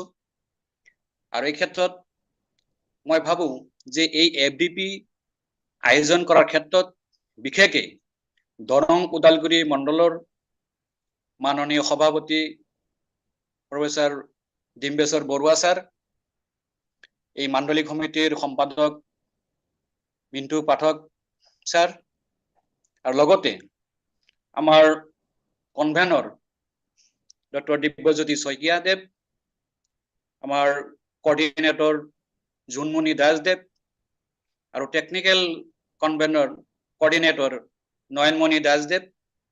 আৰু মই ভাবো এই FDP আয়োজন কৰাৰ ক্ষেত্ৰত আমাৰ এই 5জন ব্যক্তি বিশেষকৈ তেখেতসকলৰ মানে পায়নৰ হিচাপে মই ভাবিছো। আৰু তেখেতসকলৰ এই 7দিনীয়া প্ৰগ্ৰামৰ যিটো আয়োজন কৰিছিলে আৰু আয়োজনৰ ক্ষেত্ৰত তেখেতসকলৰো ক্ৰেডিট ও এচিভমেন্ট আছে বুলি মই ভাবিছো। আৰু বিশেষকৈ তেখেতসকলৰ নেতৃত্বতে এই 7দিনীয়াৰ যিখিনি কাৰ্যসূচী সেই কাৰ্য ধুনীয়াকৈ পৰিচালিত হৈছে বুলি অনুভৱ কৰিছো আৰু মই নিজে উপস্থিত আছিলো। গতিকে এইখিনিতেই মই ভাবো আমাৰ দৰং ওদালগুৰি মাণ্ডলিক সমিতিৰ প্ৰতিনিধি হিচাপে আপোনালোকক আটাইকে ধন্যবাদ ও কৃতজ্ঞতা জ্ঞাপন কৰিছো। আৰু আজিৰ এই সভাত উপস্থিত থকা আমাৰ মুখ্য অতিথি ডক্টৰ পাৱনেশ কুমাৰ ছাৰ, লগতে এই 7দিনীয়া কাৰ্যসূচীত যিখিনি আমাৰ ৰিসোৰ্স পাৰ্সন তেখেতসকলৰ সময় আমাক দিলে, আমি বহুত কথা জানিব পাৰিলো, শিকিব পাৰিলো। আৰু এই চেগতে তেখেতসকলক ধন্যবাদ ও কৃতজ্ঞতা জ্ঞাপন কৰিছো। আৰু বিশেষকৈ এটা গুৰুত্বপূৰ্ণ বিষয় যে যিসকল ব্যক্তি আমাৰ মহাবিদ্যালয়ৰ অধ্যাপক অধ্যাপিকাসকলে এই কাৰ্যসূচীত অংশগ্ৰহণ কৰি আমাৰ এই FDPটো কৃতকাৰ্যতা কৰাত সহায় কৰিলে আৰু তেখেতসকলক বিশেষভাৱে ধন্যবাদ ও কৃতজ্ঞতা জ্ঞাপন কৰিছো। আৰু নিশ্চয় মই ভাবো যে তেখেতসকলে এই 7দিনীয়া কাৰ্যসূচীৰ জৰিয়তে আলোচনা বিলোচনাৰ জৰিয়তে ইণ্টাৰেকশ্যনৰ জৰিয়তে যিখিনি একাডেমিক যেটো ৰিসোৰ্সফুল হৈছে বুলি মই ভাবিছো, তেখেতসকলে ভৱিষ্যত এই একাডেমিকৰ ক্ষেত্ৰত হয়তো তেখেতসকলে নতুন চিন্তা বা নতুন পৰিকল্পনা কৰাৰ এটা সুযোগ পাব বুলি মই ভাবিছো। আৰু লগতে এই আগন্তুক দিনত যাতে আমাৰ দৰং ওদালগুৰি মণ্ডলে এনেকা ধৰণৰ মানে সুন্দৰ নিয়াৰিকৈ এটা FDP আগন্তুক দিনতো অৰ্গানাইজ কৰিব পাৰে তাৰে কামনা কৰিছো। আৰু লগতে ভাবিছো যে এই FDP আয়োজন কৰাৰ ক্ষেত্ৰত পৰিচালনাৰ ক্ষেত্ৰত হয়তো কোনো ভুল ত্ৰুটি থাকিব পাৰে, তাৰে দৰং ওদালগুৰি মাণ্ডলিক সমিতিৰ তৰফৰ পৰা প্ৰতিনিধি হিচাপে ক্ষমা মাৰ্জনা কৰিছো। আৰু শেষত আপোনালোকক এই অনুষ্ঠানত আন্তৰিক অভিনন্দন ও ধন্যবাদ ও কৃতজ্ঞতা জ্ঞাপন কৰি মোৰ বক্তব্যখিনি সামৰি মাৰিছো। ধন্যবাদ। Thank Thank you, you. Jalaluddin Ahmed sir, for your warm and encouraging words. We would like to start with the second. We have already started with the second session, and for introduction of our chief guest, I would like to request Dr. Nayanmani Das to briefly give a introduction of our chief guest for the second session, Dr. Pavnesh Kumar. Yeah, thank you, Jagriti Kolita Vaidya. So good evening to all present what is Zoom platform as well as on the YouTube platform. It gives me immense pleasure to say a brief biodata of our distinguished speaker for this valedictory session. So he is none other than Professor Pavnesh Kumar. So Professor Pavnesh Kumar is currently working as a professor at a School of Management Studies, IGNOU. He has over 22 years of experience in teaching and conducting research and is the author of many books and research publications. He is a life member of many society and professional organizations, including Indian Accounting Association, the All India Association for Educational Research, and the Indian Commerce Association, to name a few. He has extensive experience in administrative positions such as a director, member of executive council, and a chairman of the school board and chairman of the board of postgraduate and undergraduate studies. Additionally, he has attended over 30 international and national seminars. Apart from his work as an academician and researcher, he is also well known for his prolific and eloquent speaking. Speaking about his education, he has got his doctorate of philosophy from VBS, Purbanchal University, Uttar Pradesh. He did his master's and bachelor's from the Banaras Hindu University. About his work experience, he was an adjunct faculty in Rajarsi School of Management and Technology during the year 2002 to 2003. He was a lecturer at Lal Bahadur Shastri Institute of Management and Development Studies from 2003 to 2008, lecturer at the ICFAI University, Dehradun, from 2008 to 2009. He was an assistant professor. Later, he was promoted to associate professor at Saraswati Institute of Management and Technology, which is approved by AICTE, Ministry of HRD, Government of India, from 2009 to 2010. Later, he also shifted to associate professor at IILM Academy of Higher Learning, which is also approved by AICTE and recognized by Ministry of HRD, Government of India, from 2011 to 2012. He was then was an assistant professor in Indira Gandhi National Tribal University. This is Amarkantak, Madhya Pradesh, from 2012 to 2016. Associate professor in Mahatma Gandhi Central University, Motihari, Bihar, from 2016 to 2019. Later on, he shifted to professor as well as dean in Mahatma Gandhi Central University, Motihari, Bihar, 2019 to 2014. This is the brief about his work experience.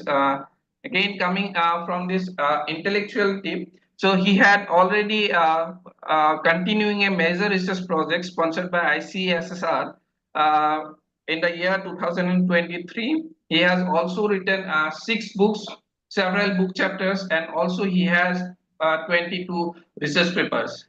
So this is all about a brief about his curriculum vitae biodata. So over to you, Jagriti Kolita, to lead the sessions afterwards. Thank you. Thank you very much. So after this brief introduction of our chief guest for the evening, I would like to request Dr. Pavnesh Kumar to kindly address the participants and the organizers of the FDP. Thank you so much, Jagrati. My voice is audible? Yes, Yes, sir, sir. you Yes, are sir. audible. Yes, sir. It's audible. Okay. So first of all, today is Dhanteras. It is a big festival in Delhi, Uttar Pradesh in North India. So my warm greetings to all of you on the occasion of Dhanteras. This is celebrated a lot in Delhi in Bihar, in UP, and it is almost 5. There are 5 festivals till Bhaiya Dooj. Okay, so this is festive season here in Delhi. So I pray to the God that all those who have joined here, almost there are 92 participants. The blessings of God should be there, and I hope all of you will be achieve success in the career you are pursuing.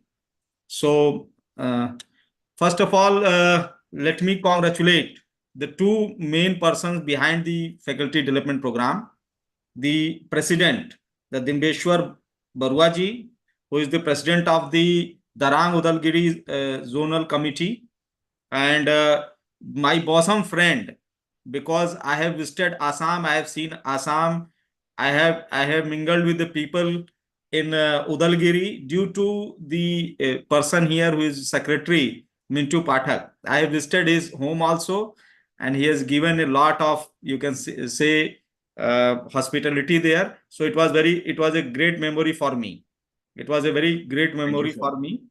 So these 2 persons have, I hope they are the persons who have conceived this idea of conducting the faculty development program, and they have kept a topic which is very contemporary, which is basically part of the National Education Policy 2020 also, that is Indian education system, history, transformation and future. So this is very, you can say, a topic which as an educator we must know about. And there are 3 persons who have been very actively engaged in the conduct of this program. So I would also like to not only congratulate them, but because this is the last session, the FDP started from 23rd of October. Now this is the concluding session, and it was a great success, which I could hear from the concluding remarks of Mr. Mintu Pathak, who will soon become Dr. Mintu Pathak. He is near to completion of his PhD, I hope. So, 3 persons are convener, Dr. Divyajyoti Saikia, coordinator Janmoy Das, and technical coordinator Dr. Nayan Mani Das. So these are the persons, because having this number of, because I have been at various places on online seminars, but getting 92 people at this time in the festive season is very tough. So I hope all of you have joined this type of programs in order to enrich your knowledge. So let me first of all focus on basically this particular program. The topic theme has been divided into 3 parts. Number 1 is history. Number 1 is, yeah. Excuse me, sir. All the 3 persons were actually architecture. We are just a guide. Sir आप अगर हिंदी में बोलिए तो ज्यादा अच्छा लगेगा. नहीं, हिंदी में बोल सकता हूँ, क्योंकि मैं तो आप लोग का आसामिया नहीं समझ पा रहा था. आप लोग जब आपस में बात कर रहे थे, ऐसा ना हो कि मैं बोलूँ आप लोग नहीं समझ पाए. आप हिंदी में बोलिए. तो basically this particular topic has been divided into 3 parts. Okay, number 1 is history, number 2 is present, and number 3 is future. So we are talking about what was the history of the Indian education system, what is the current status, and what are the future challenges we'll be talking about. Okay, so ये 3 चीज पे हम लोग बात कर रहे थे.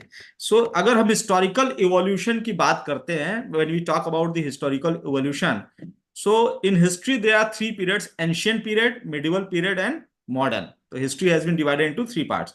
When we talk about the ancient period, in ancient period, education in ancient India was informal and mostly in the form of gurukuls.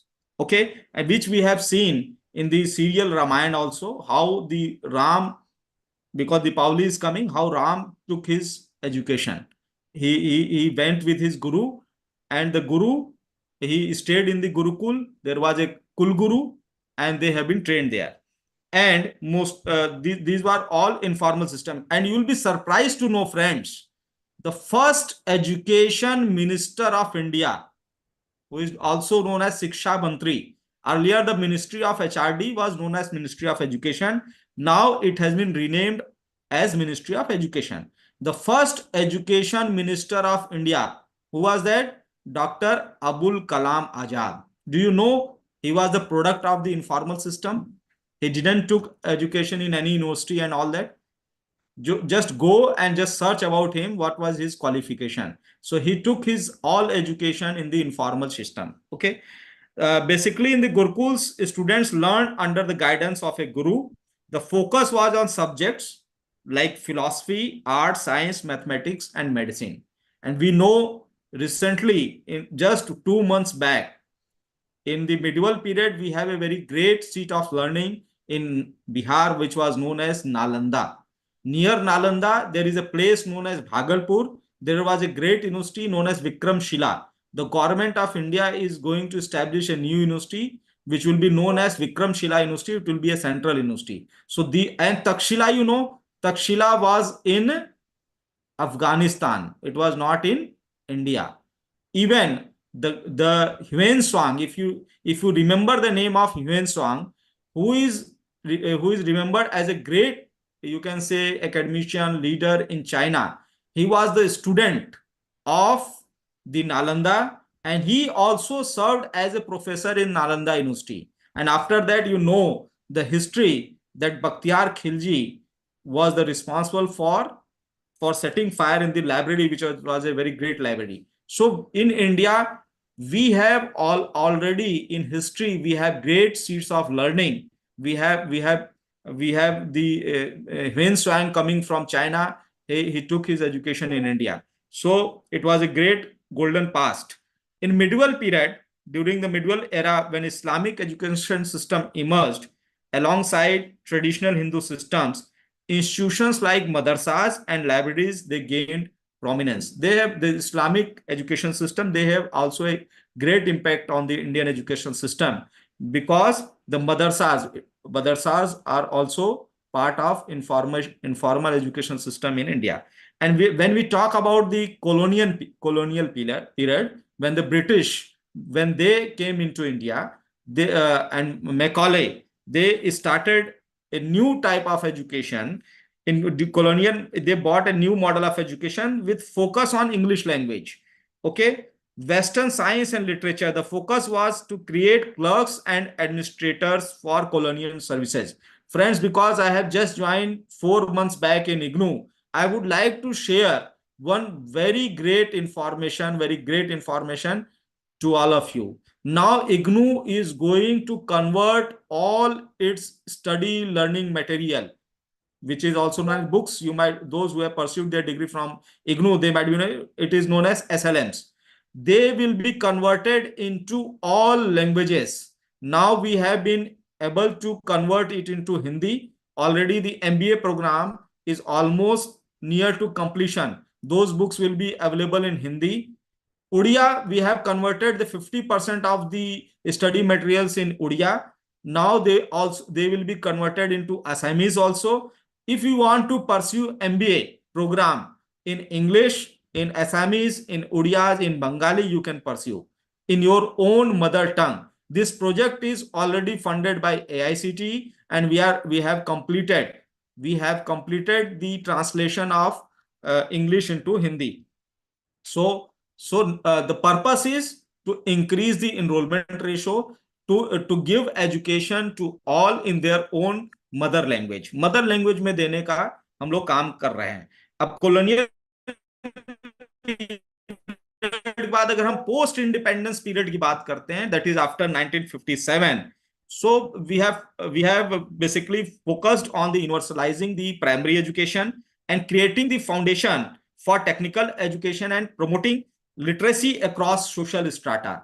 So friends, we know, हम लोग को मालूम है कि जितने भी IITs हैं, whether it is IIT Delhi, IIT Kharagpur, they have been created 50, 55 years, 60 years back. And what happened? We have captured the Silicon Valley. Just see who are the CEOs of the top IT giant companies. They are from India. Why it became possible? Because we have great IITs and IIMs in our country. So we have been able to create great institution in the post-independence era. And in 2009, there was a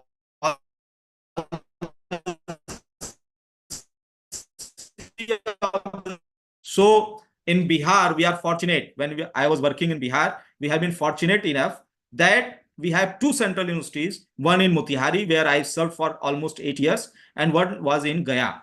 And Gaya, that is Central University of South Bihar. In almost all the states, there is at least one central university. And there will be one IIM also. There is IIM Shillong, you might be knowing. So soon there will be IIMs in every state. So the government of India is working on in that. What is the current structure and key challenges?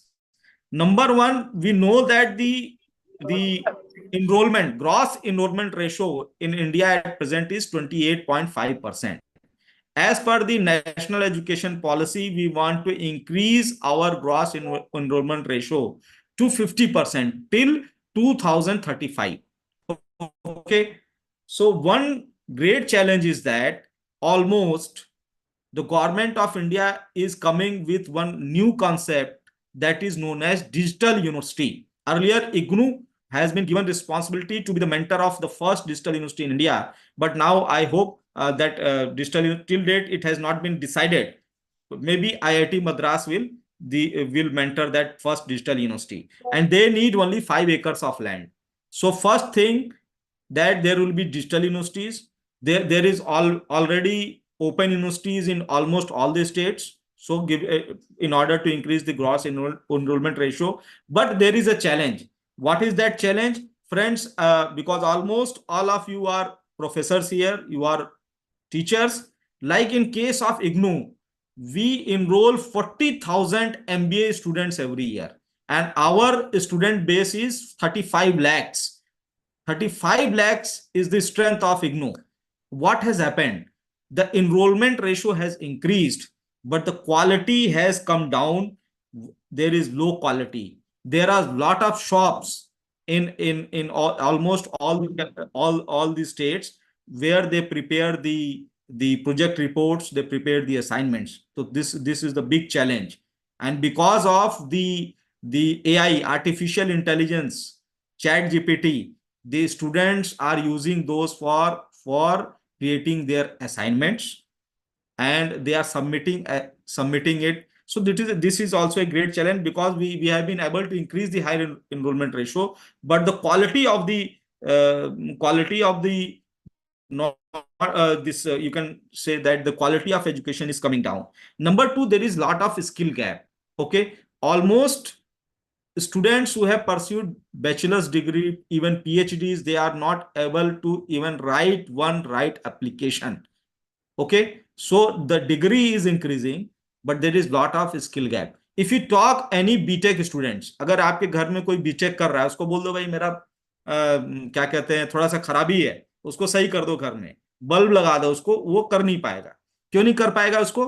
क्योंकि उसके पास degree है, लेकिन उसको college में skill नहीं सिखाया जा रहा है, उसका प्रैक्टिकल क्लासेस नहीं है. लेकिन इसके लिए भी फ्रेंड्स, अगर आप लोग यूजीसी की वेबसाइट अभी विजिट करेंगे, तो वहां पर अभी एम्बेडेड अप्रेंटिसशिप एम्बेडेड जो कोर्सेज हैं, उसके लिए गाइडलाइन आई हुई है.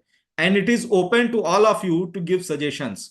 क्योंकि अब गवर्नमेंट क्या चाहती है, जो हमारा यूथ है, ठीक है, यूथ जो है उसके पावर को यूटिलाइज करना चाहती है. अभी पूरे वर्ल्ड में हमारे पास सबसे ज्यादा यूथ है, हमारे पास डेमोग्राफिक डिविडेंड है, लेकिन ये आने वाले समय में डेमोग्राफिक डिजास्टर भी होगा, क्योंकि जितने लोग यूथ हैं वो ओल्ड भी होंगे. ठीक है, और उस समय हमारे पास क्या उस तरीके का इंफ्रास्ट्रक्चर होगा. तो आज हमको एक्सप्लॉइट करने की जरूरत है डेमोग्राफिक डिविडेंड को. और डेमोग्राफिक डिविडेंड में everybody cannot get job. We don't need job seekers, we need job creators. इसी के लिए मिनिस्ट्री ऑफ एजुकेशन के साथ साथ आज की डेट में मिनिस्ट्री ऑफ स्किल डेवलपमेंट भी है. आपने देखा होगा Shri Dharmendra Pradhan is not only the cabinet minister of ministry of education, but also cabinet minister of ministry of skill development and entrepreneurship, उसका जो पूरा नाम है. क्योंकि हम सबको जॉब नहीं दे सकते हैं, एंटरप्रेन्योरियल एक्टिविटी भी जरूरी है. ठीक है, लेकिन इसके जो स्किल गैप्स है वो इसी तरह हम कर सकते हैं. थर्ड है जो चैलेंज है, एसेस एंड इक्विटी की बात है. क्या अभी मैं नेट की कनेक्टिविटी, क्या एक तरीके का डिजिटल इंफ्रास्ट्रक्चर हमारे देश में सभी लोगों के पास है क्या?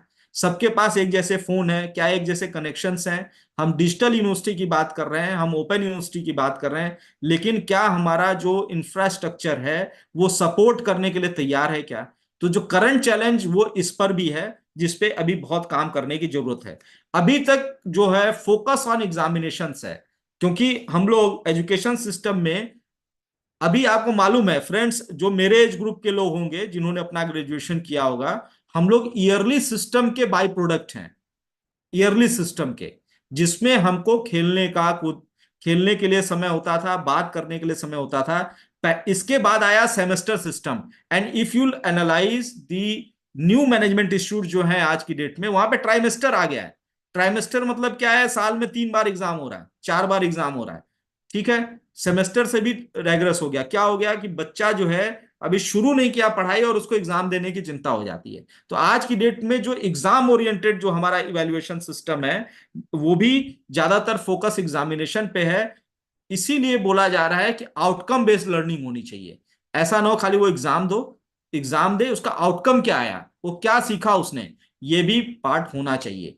जो हमारा ट्राइमेस्टर सिस्टम है, सेमेस्टर सिस्टम है, उसमें बच्चे के, क्योंकि हमारे 3 तरीके की चीजें हैं। एक शारीरिक स्वास्थ्य है, जो बच्चे, कई सारे कॉलेजेस हैं, स्कूल्स हैं, वहां पर अभी भी आप जाके देखिए शहरों में, वहां पे प्लेग्राउंड्स नहीं है जहां बच्चे का शारीरिक विकास हो सके, मानसिक विकास हो सके, उसका आध्यात्मिक विकास हो सके, जिसको हम बोलते हैं स्पिरिचुअल ग्रोथ। स्पिरिचुअल जो, क्योंकि हमको अगर होलिस्टिक डेवलपमेंट करना है, तो दैट इज जो हमारा हेल्थ है, फिजिकल हेल्थ, मेंटल हेल्थ और स्पिरिचुअल हेल्थ, तीनों सही होना चाहिए। तो क्या ऐसा एनवायरनमेंट हम अपने एजुकेशन सिस्टम में लेके आ पा रहे हैं?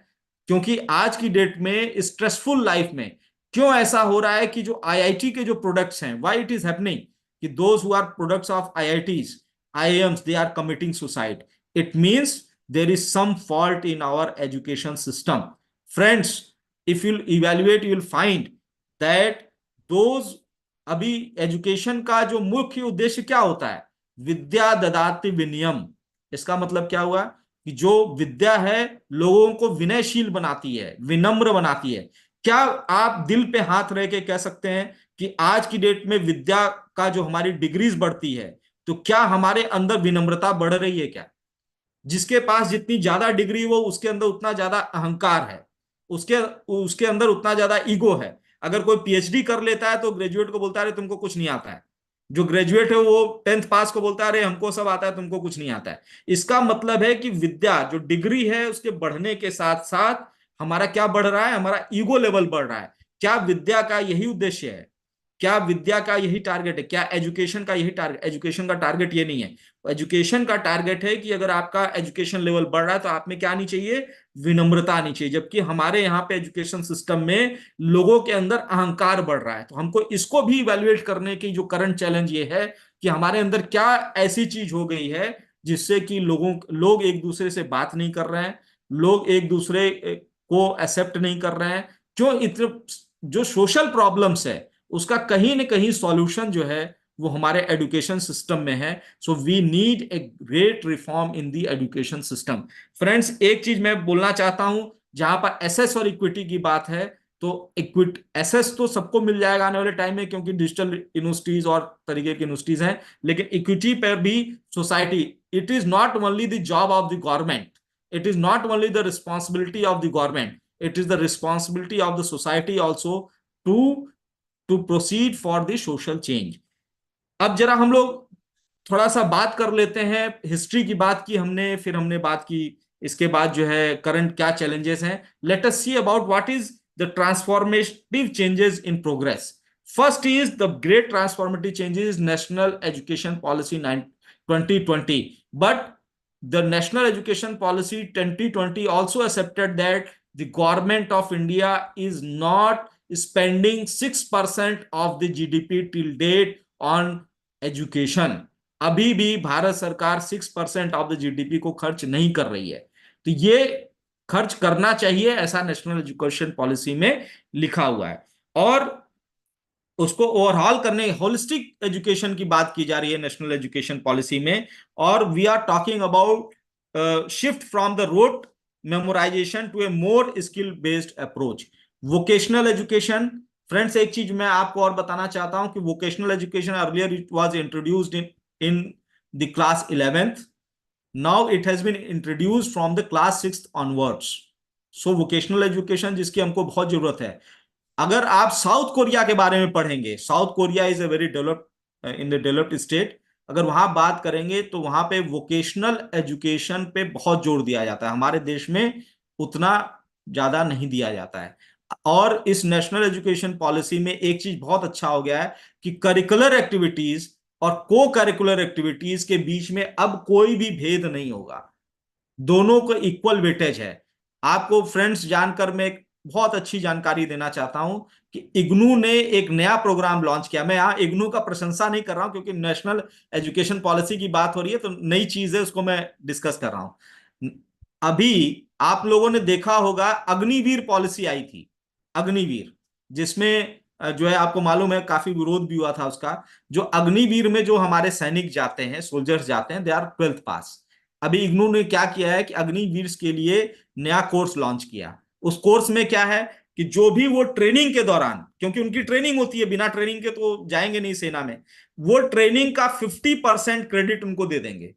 उनका उसका एक सिस्टम बनाया है, वो आर्मी, नेवी, एयरफोर्स जो भी है वो उनको देगी. और 50% of the credit they will earn from IGNOU and they will get a degree.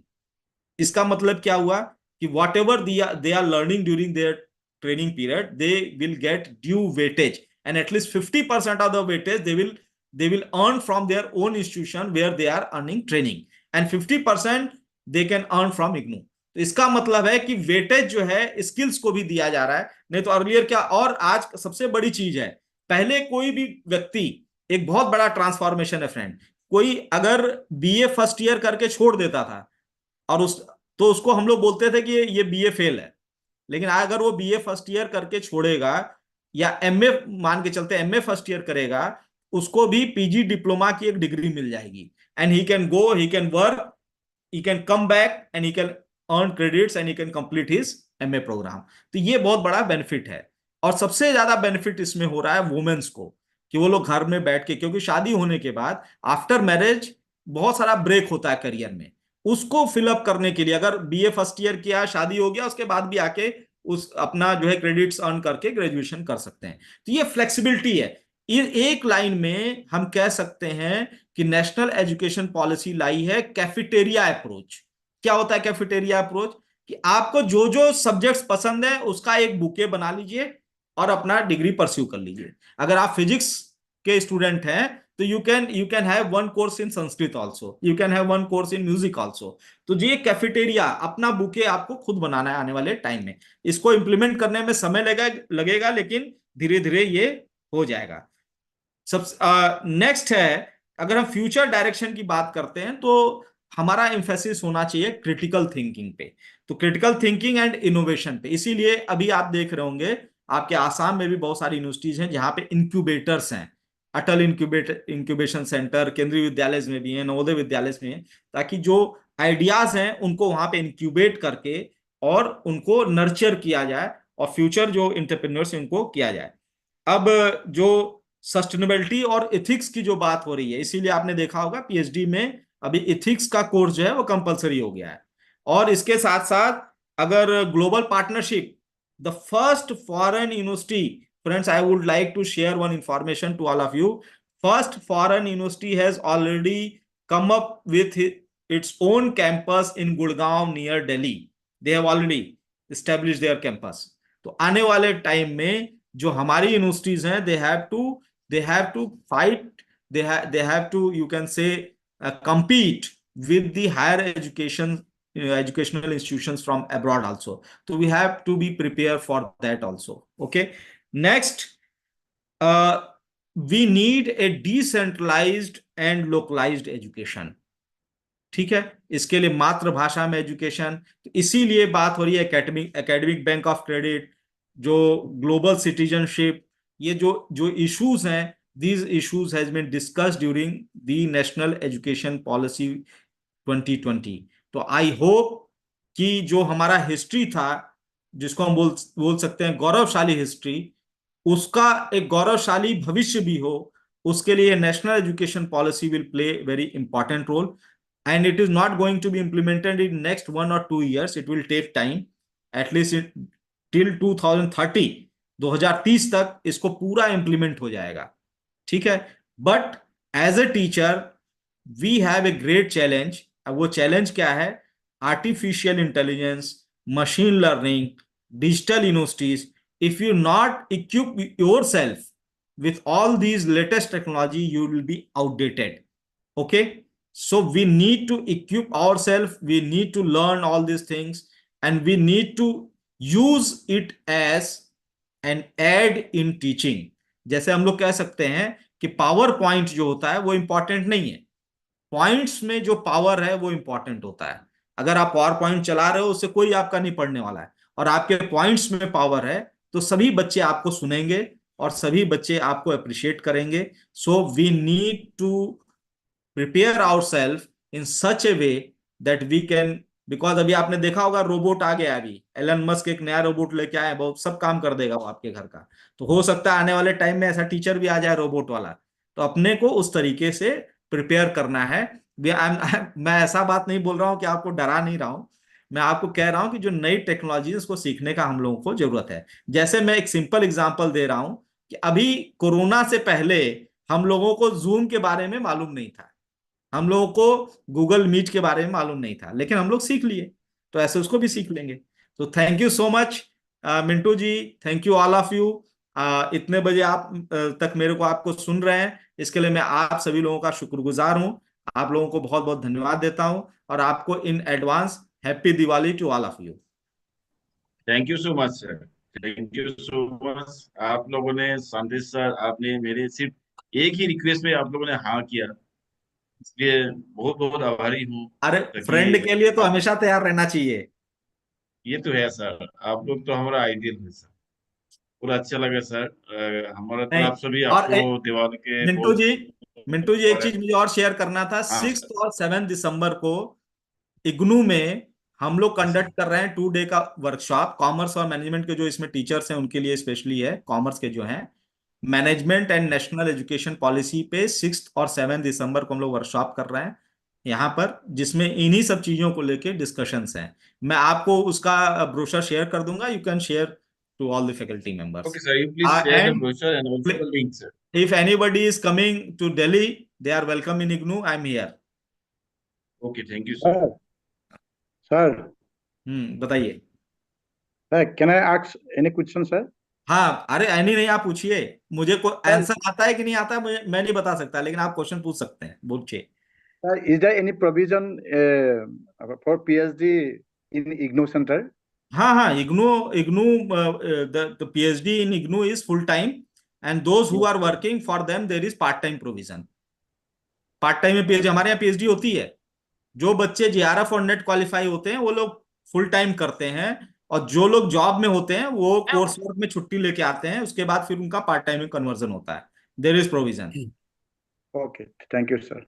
अभी अभी हम लोग का पीएचडी का फॉर्म आ जाएगा जनवरी में. Okay sir, thank you sir.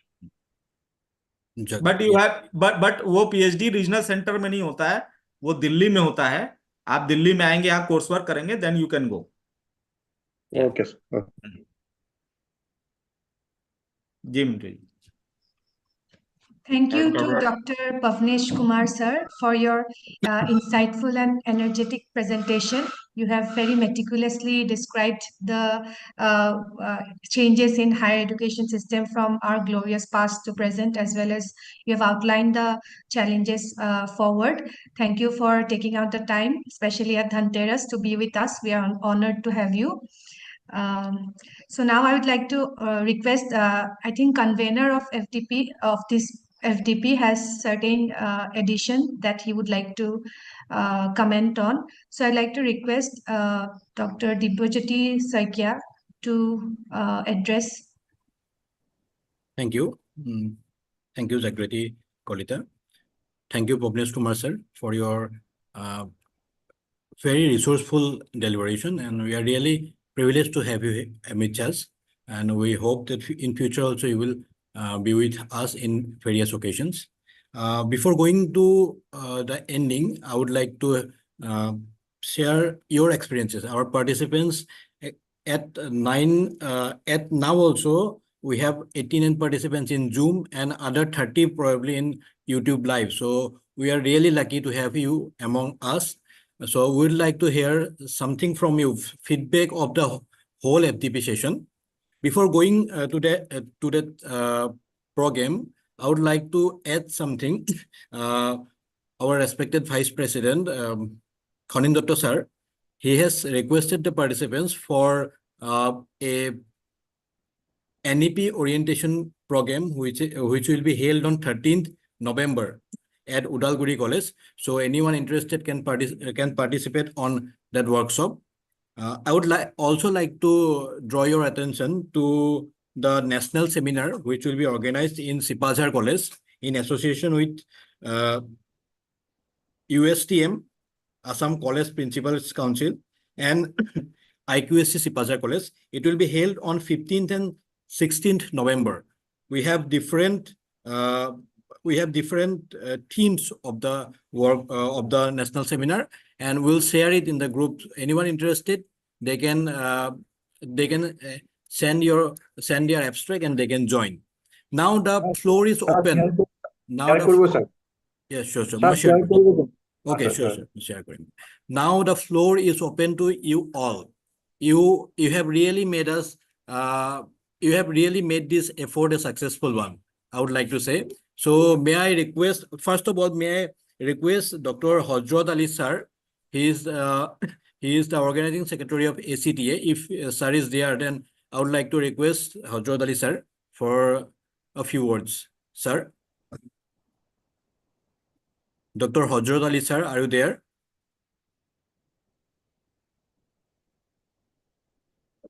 Dr. Hajrat Ali sir, I think. Hello. Yes, sir. মোৰ নেটৰ প্ৰব্লেম এটা হৈ আছে, মই মাজে মাজে ওলাই গৈ আছো। Okay, sir. মানে আপোনাক স্যাৰ ৰিকুৱেষ্ট কৰিছিলো, আপুনি যদি যেহেতু সাংগঠনিক সম্পাদক হিচাপে আছে, আমাৰ এই গোটেই কাৰ্যকলাপৰ বিষয়ে আপোনাৰ দুআষাৰ শুনিব বিচাৰিলো স্যাৰ। হয়। ঠিকে আছে। Respected president, secretary Udalguri zone of একতা and others members of the others organizations. প্ৰথমতে মই খুব ব্যস্ততাৰ মাজত আহিও মই এই প্ৰথম দিন মই জইন কৰিব পৰা নাছিলো, কিবা এটা মই নেট লিংকটো পোৱা নাছিলো, কিন্তু বাকী কেইদিন গোটেই কেইদিন মই প্ৰেজেন্ট আছো আৰু খুব এটা ভাল পদক্ষেপ লৈছে ওদালগুৰি জোনে। গতিকে আমি কেন্দ্ৰীয় সমিতিৰ তৰফৰ পৰা আচলতে মই খুব আন্তৰিকতাৰে ধন্যবাদ জনাইছো আৰু এটা সাংগঠনিক দিশতো আমাৰ যথেষ্ট সহায় হৈছে বুলি ভাবিছো। আমাৰ মাননীয় সভাপতি আৰু সম্পাদক মিণ্টু পাঠক ডাঙৰীয়া মোক ধন্যবাদ জনাইছো বিশেষকৈ, যে এনেধৰণৰ পদক্ষেপে আমাৰ শৈক্ষিক দিশত আমাৰ লগতে আমাৰ শিক্ষকসকলৰ লগতে আমাৰ ছাত্ৰ ছাত্ৰীক নিশ্চয় উপকৃত কৰিব। আমি বহুখিনি কথা কিন্তু নজনা কথা শিকিব পাৰিছো। এই 7 দিনীয়া যিটো আমাৰ কাৰ্যসূচীত বিভিন্ন অভিজ্ঞতা পুষ্ট আমাৰ ৰিসোৰ্স সমল ব্যক্তিসকলে তেওঁলোকৰ যিখিনি অভিজ্ঞতা পুষ্ট বক্তব্য দাঙি ধৰিলে আমি যথেষ্ট উপকৃত হৈছো। মই ভাবিছো ইয়াৰ পৰা আমি নিশ্চয় আমাৰ শিক্ষা প্ৰক্ৰিয়াটো আমি নিশ্চয় এপ্লাই কৰিব পাৰিম বুলি মই ভাবিছো। আৰু নিশ্চয় আৰু পাৰ্টিচিপেট বিলাক মোৰ ভাল লাগিছে। পাৰ্টিচিপেট বিলাক কিন্তু 99, 100 মই ইউটিউবৰ কথা কোৱা নাই, মই গুগলৰ হেৰিৰ কথাটো কৈছো। মই 99 মানে দেখিছো, হয়তো 100% পাৰ্টিচিপেট, কিন্তু প্ৰতিটো আমাৰ সেশনতে যোগদান মানে জইন কৰিছে। গতিকে এটা শুভ লক্ষণ আৰু মই আশা ৰাখিম আছে অনাগত দিনতো আমাৰ এই জোনে নিশ্চয় এনেধৰণৰ ভাল পদক্ষেপ ল'ব। আৰু এটা কিন্তু এটা সুদূৰ প্ৰসাৰী বুলি মই ভাবিছো আচলতে। আৰু এই জনে যিটো এটা আদৰ্শমূলক বা যিটো ব্যৱস্থা ললে নিশ্চয় আমাৰ অন্যান্য যিটো আমাৰ 21টা জোন আছে আমাৰ একতাৰ, গতিকে অন্যান্য জোনতো নিশ্চয় প্ৰভাৱ পৰিব বুলি ভাবিছো। আৰু বিশেষকৈ আমাৰ যিখিনি অৰ্গেনাইজাৰ যিখিনি আছে, কোঅৰ্ডিনেটৰ, টেকনিকেল কোঅৰ্ডিনেটৰ ইত্যাদি কৰি সকলো মেম্বাৰক মোৰ ফালৰ পৰা আন্তৰিক ধন্যবাদ জনাইছো। আৰু মই ভাবিছো যেতিয়া মই গ্ৰুপত পাইছিলো তেতিয়াই মই কিন্তু জইন কৰিম বুলি মই ভাবিছো, লগে লগে জইন কৰিছো, পোৱাৰ লগে লগে মই জইন কৰিছো। দুইফালে আকৌ আমাৰ জালাল নাম যিটো আমাৰ CSC আপোনালোকৰ মণ্ডলৰ পৰা যিটো আমাৰ চেণ্ট্ৰেল কমিটিত আছে, তেখেতৰ লগত যোগাযোগ কৰি মই লগে লগে জইন কৰি পেলাই কৈছো যে অন্ততঃ মোক লিংকটো মাজে মাজে অলপ মনত পেলাই দিব। কলেজত ইমান ব্যস্ততা মই আহি থাকোঁতে মই জইন কৰিছো। গতিকে যি কি নহওক খুব ভাল পাইছো আৰু অলপ শিকিছো কিন্তু আচলতে। গতিকে পুনৰবাৰ আটাইলৈ মই আন্তৰিক শ্ৰদ্ধা আৰু কৃতজ্ঞতা জনাইছো। ধন্যবাদ। ধন্যবাদ sir. ধন্যবাদ Hazar Ali sir.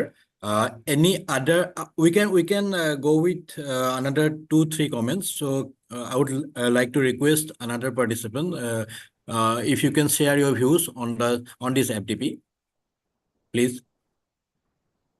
May I speak, Dibbo? Yeah, sure ma'am. Good evening, everyone. First of all, I would like to extend my heartiest thanks to Parvesh Kumar sir. Sir, आपने इतना अच्छी तरह से हमें जो भी बात बताया और इग्नू के ऊपर भी जो बताया, तो बहुत सारी बातें पता भी थी, लेकिन बहुत छोटी छोटी बातें पता भी नहीं थी. Moreover, I would also like to share like कि ये तो है कि हम लोग भी मैंने 1+1 के ही स्टूडेंट्स थे जब हम पढ़ते थे. Now that the semester system has come up, we really don't have the time. Even if you want to impart many things to our students, लेकिन time इतना कम हो गया है हमारे लिए, इतने सारे पेपर वर्क्स हो गए हैं with different courses coming up. तो कभी कभी मतलब ऐसा भी लगता है कि टीचर होने के बाद थोड़ा गिल्ट भी होता है कि am I like able to impart the proper knowledge or proper dissipate the proper education to them. Second of all, like I want to express my heartfelt thanks to the organizer, Dorong Udalguri Zonal President, Secretary as well as organizer. A last 7 weeks पर যদিও মই আছো যদিও মই একো কোৱা নাই, মই personally comment দিব কৈছো যে এনেকুৱা তেনেকুৱা হৈছে feedback. মোৰ নেটৱৰ্ক ইস্যু থকাৰ কাৰণে মই ভিডিঅ অন কৰিবলৈ পৰা নাই কিয়া, আজি বাৰু কৰিছো. So ইমান সুন্দৰকৈ Ma'am, your sound is breaking, I think. Yeah, let me switch off the video. Yes. Yes. Let me switch off the video. So, last like 7 days, FDP, this is the first time like our zone of Assam College Teachers Association has organized such a FDP. Or even though we know we are well acquainted with the NEP 2020, but still, I personally feel that I'm really you are not not clear audible about actually. few points. Yeah, am I audible? Your voice is good. Your voice is good, ma'am. You can Audible, ma'am. You are audible. Yeah, Ma'am, you are audible. Yes. Yeah, okay. This is just my feeling and my experience that just like this new problem of this internship that has been like haunting us with so many students. Last summer seminar, last lecture, আমার স্যারে কৈছে যে Dibrugarh university fund পাইছে, কিন্তু এইটো আমাৰ কাৰণে কিন্তু এটা বহুত ডাঙৰ প্ৰব্লেম হৈছে যে thousand and thousand students need to be accommodated in internship. I belong to the science stream, so maybe we can think of something, but for the art student, like really it's going to be অলপ হলেও আমাৰ অসুবিধা হ'ব. মানে real sense of skill মানে internship কৰি পিনে students বোৰে actually শিকিব পাৰিব নে নোৱাৰিব, that is still questionable. This is what I feel. আৰু অলপমান আমাৰ কথা হৈছে যে যিহেতু গুৱাহাটী ইউনিভাৰ্চিটি স্বয়মত অহা নাই, what I feel is that আমি বহুতবোৰ কোৰ্চেছবোৰ স্বয়মত থ্ৰু দিলেও যদি ক্ৰেডিট ট্ৰান্সফাৰ যদি হ'লহেঁতেন, so maybe আমাৰ অলপ সুবিধা হ'লহেঁতেন. এনেকুৱা সৰু সুৰা দুই এটা কথা মোৰ মনত আছে, আৰু মই বিচাৰো যে আমাৰ জোনৰ তৰফৰ পৰা এনেকুৱা ধৰণৰ প্ৰব্লেমছবোৰো আমি গুৱাহাটী ইউনিভাৰ্চিটিকে আমি প্লেচ কৰোঁ. এনেকুৱা নিশ্চয় বহুতবোৰ এতিয়া ৱৰ্কশ্বপ আৰু ইণ্টাৰেকশ্যন ছেশ্যনছ হৈ আছে. So as a whole, the FDP is really very excellent. All the resource person are so lucid and they have expressed their things so nicely. I really enjoyed this FDP. I really enjoyed. Thank you. And once again, I want to thank you, Parvesh Kumar sir. Thank you. Dhanteras की शुभेच्छा देने के लिए आपको भी बहुत बहुत शुभेच्छा हमारी तरफ से. Thank you. Thank you, Dr. Simajyoti ma'am, Associate Professor, Department of Zoology, Mongoldoy College. Thank you, ma'am, for your views. Now, any other, if you want to share your views, please share. নমস্কাৰ, মই doctor বেদী নিশা, পানীগাঁও প্ৰকাশ দিনতীয়া মহাবিদ্যালয়, লখিমপুৰ জিলাৰ পৰা কৈছো. Sir, প্ৰথমেই মই আজিৰ যিজন ৰিচৰ্চ পাৰ্চন তেখেতক ধন্যবাদ জনাইছো. তেখেতে কিছু বহুখিনি নজনা কথা আমাক জনালে. লগতে মোৰ আচলতে মই সকলোতকৈ বেছি অৰ্গেনাইজিং যিটো টিম আপোনালোকৰ, তেখেতসকলক ধন্যবাদ জনাইছো. আপোনালোকে ইমান ধুনীয়া এটা অনুষ্ঠানটো ইমান নিখুঁতভাৱে পৰিচালনা কৰিছে, আৰু আজিলৈকে বহুকেইটা FDP কৰিছো যদিও এনেকুৱা নিখুঁত আৰু ইমান সাৱলীল ভাষাৰে আমাক ইমান ধুনীয়াকৈ বুজাইছে. প্ৰতিজন ইচ এণ্ড এভৰি ৰিচাৰ্চ পাৰ্চন আপোনালোকে খুব চিলেক্টিভ ভাৱে আপোনালোকে লৈছে, আৰু যাৰ কাৰণে আমি কানেক্ট হৈ থাকিবৰ কাৰণে আমি মানে পাৰিছো একেবাৰে আৰম্ভণিৰ পৰা শেষলৈকে. তাৰ বাবে আপোনালোকক পুনৰ ধন্যবাদ জনাইছো. আৰু আশা কৰিম ভৱিষ্যতে আপোনালোকৰ পৰা এনেকুৱা আৰু কাম আমি পাম আৰু আমি পুনৰবাৰ আপোনালোকৰ লগত যোগাযোগত থাকিব পাৰিম ধন্যবাদ ধন্যবাদ বাইদেউ Thank you, ma'am. হয় আৰু আৰু আমি বোধহয় আৰু এগৰাকীক আমি নিমন্ত্ৰণ জনাব পাৰিম গতিকে আপোনালোকেও যদি কোনোবাই ক'ব বিচাৰে কাইণ্ডলি ক'ব পাৰে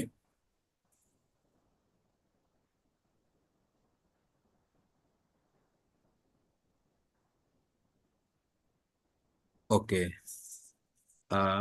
I think before hi sir. Hi.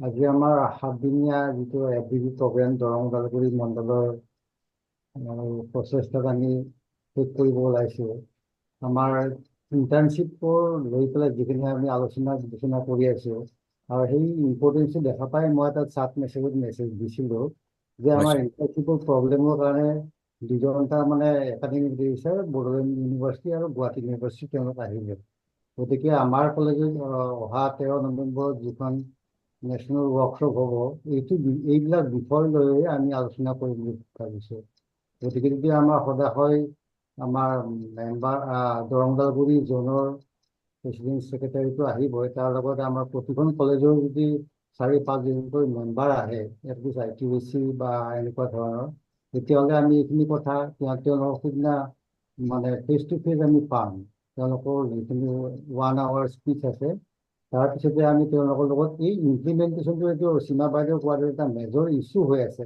বিশেষকৈ আৰ্টছৰ কাৰণে এইটো হয়ও আমাৰ কাৰণেও হয় আৰু সকলোৰে কাৰণে আৰ্টছৰ 2-3জন টিচাৰ আছে পাৰ্ট টাইম টিচাৰ 2-3জন মানে লোৱা যায় তেওঁলোক আহে যায় আৰু এইটো আমি হিউমেনিটিজ বা আৰ্টছৰ কেনেকৈ তেওঁলোকক মানে এডপ্ট কৰিম ইণ্টাৰ্ণশ্বিপটো গতিকে এইবিলাক ইছ্যু লৈ পেলাই যিহেতু আমি একাডেমিক ৰেজিষ্টাৰৰ এপইণ্টমেণ্ট লৈ পেলাই তেওঁলোক আহিব গতিকে মই আটাইকে নিমন্ত্ৰণ জনালোঁ আমাৰ ওদালগুৰি কলেজলৈকে অহা 13 নৱেম্বৰত এইবিলাক ইছ্যু লৈ আমি আলোচনা কৰোঁ আৰু আমি দেখাই পালোঁ আমাৰ FDPটোৰ ওপৰত কমপ্লিমেণ্ট দিয়াৰ আৰু মোৰ প্ৰয়োজন নাই যিখিনি আমি কমপ্লিমেণ্ট পালোঁ বিশেষকৈ আমাৰ কনভেনৰ কোঅৰ্ডিনেটৰ এছিষ্টেণ্ট কোঅৰ্ডিনেটৰ লগতে আমাৰ প্ৰেচিডেণ্ট ছেক্ৰেটাৰী আৰু যিবিলাক আমাৰ অনাৰেবল পাৰ্টিচিপেণ্ট আছে আৰু ৰিচোৰ্চ পাৰ্চন আছে সকলোকে মানে কৃতজ্ঞতা প্ৰকাশ কৰিলোঁ এইখন আমাৰ ছাকচেছফুল হোৱা বুলি মই ক'ব পাৰোঁ সম্পূৰ্ণৰূপে Thank you.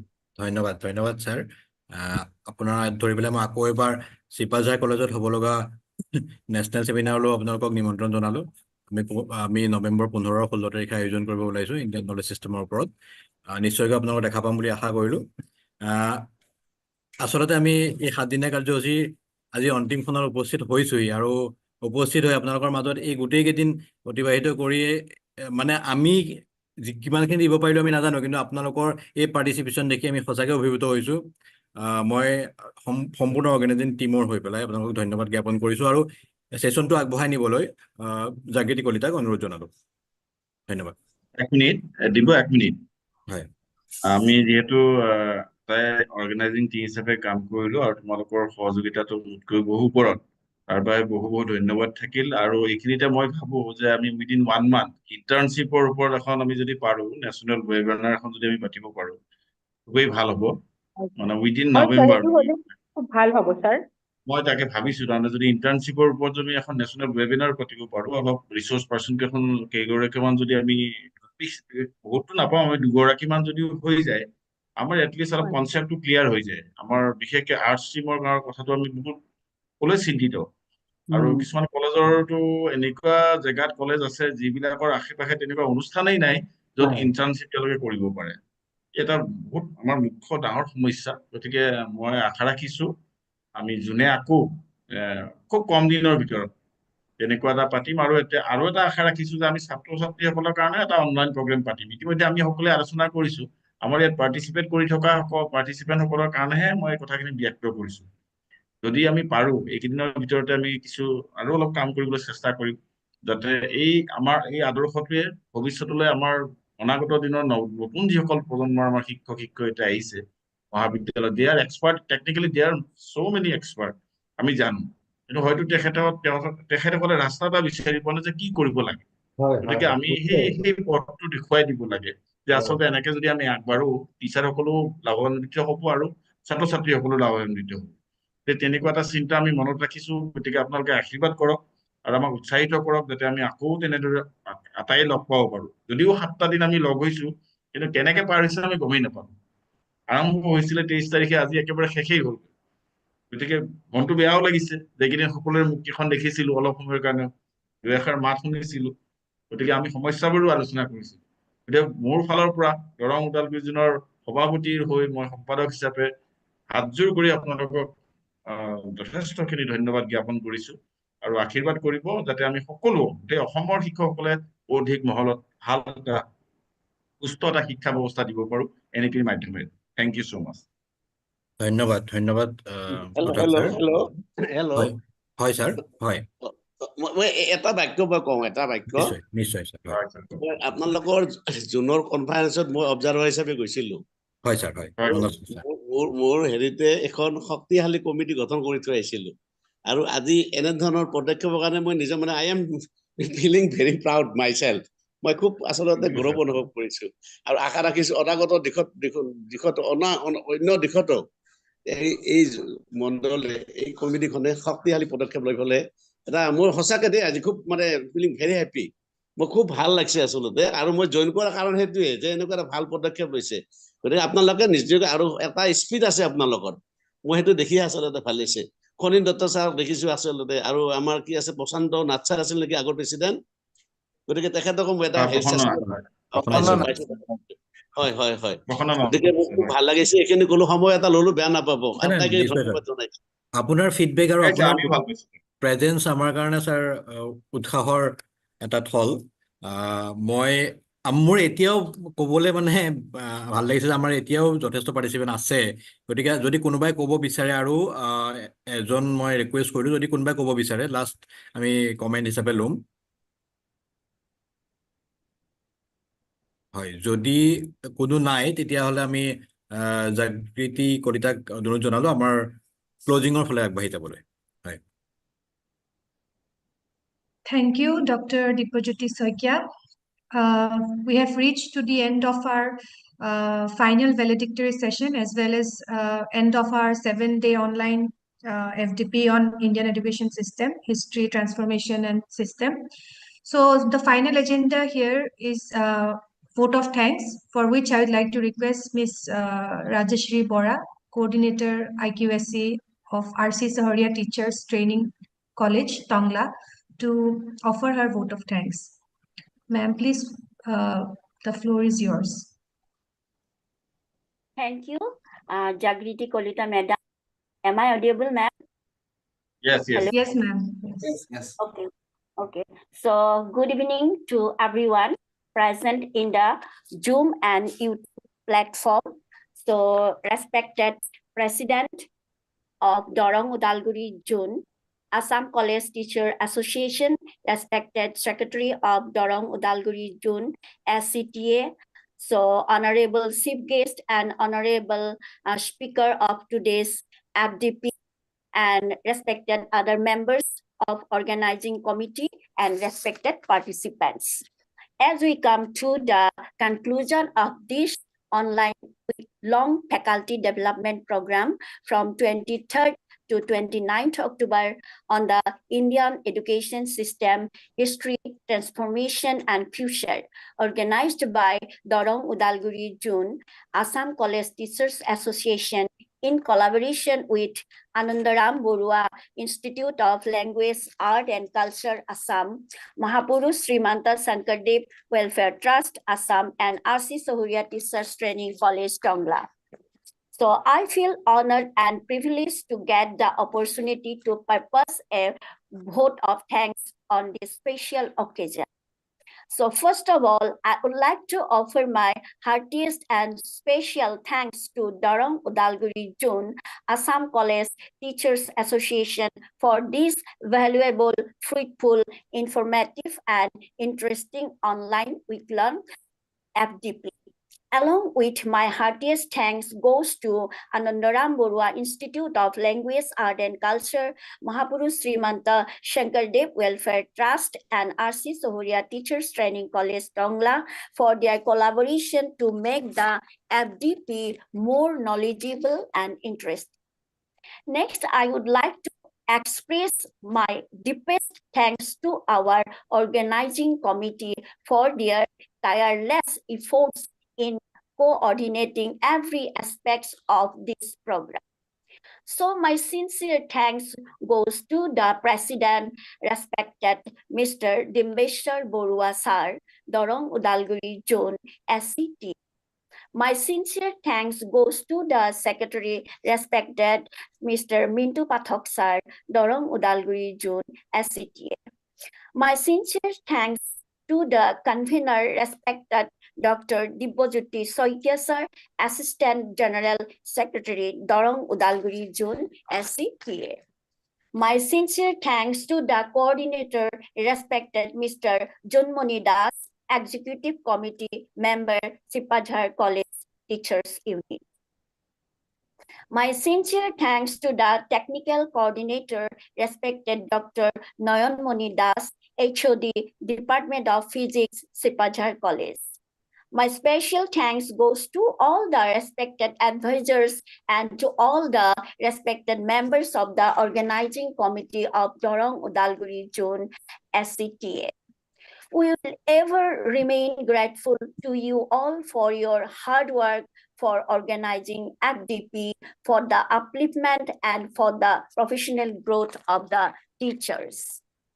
As we all know that a seat without a rudder is like a life without a purpose. Likewise, for our FDP, without our honorable resource person have no purpose. So I would like to offer my heartfelt gratitude to our all honorable resource person. First of all, my sincere thanks goes to our keynote speaker, Honorable Dr. Santish Kumar Singh, Sir, Professor, Center for International Politics, Organization and Disarmament, School of International Studies, Jawaharlal Nehru University. So, thank you, sir. My heartiest thanks goes to our honorable speaker, Dr. Subhajit Chakraborty Sir, Assistant Registrar, IIT Guwahati. Sir had discussed very practically on the topic Ancient Indian Education System and its relevance today. So, thank you, sir. Again, I would like to offer my heartiest thanks to our honorable speaker, Dr. Jugen Chandra Kolita Sir, Professor, Department of Zoology, Guwahati University. Sir had given the vivid picture beautifully on the topic globalization and its impact on modern education. So, thank you, sir. Now I would like to offer my deepest thanks to our honorable speaker, Dr. Ambishwar Gogoi Sir, Associate Professor, Department of Assamese, Cotton University. Sare খুব সুন্দৰ আৰু সাৱলীনভাৱে আঞ্চলিক ভাষাৰ বিকাশত নতুন শিক্ষানীতিৰ গুৰুত্বৰ ওপৰত বিস্তৃত বিৱৰণ দাঙি ধৰে। ধন্যবাদ sir. My sincere thanks goes to our honorable speaker, Dr. Dandodhar Sharma Sir, Professor and Head, Department of Zoology, Guwahati University. Sir had presented with clear viewpoints on the topic importance of still education and its relevance in NEP 2020. So, thank you, sir. Next, my sincere thanks goes to our honorable speaker, Dr. Swapna Bora Madam, Associate Professor, TLC, Tezpur University. Madam had discussed in details about the topic application of technology in modern education and its importance. So, thank you, Madam. Again, I would like to offer my heartiest thanks to our honorable speaker, Dr. Mollika Kolita Madam, Associate Professor, Department of Education, Kumar Bhaskar Burman, Sanskrit and Ancient Studies University.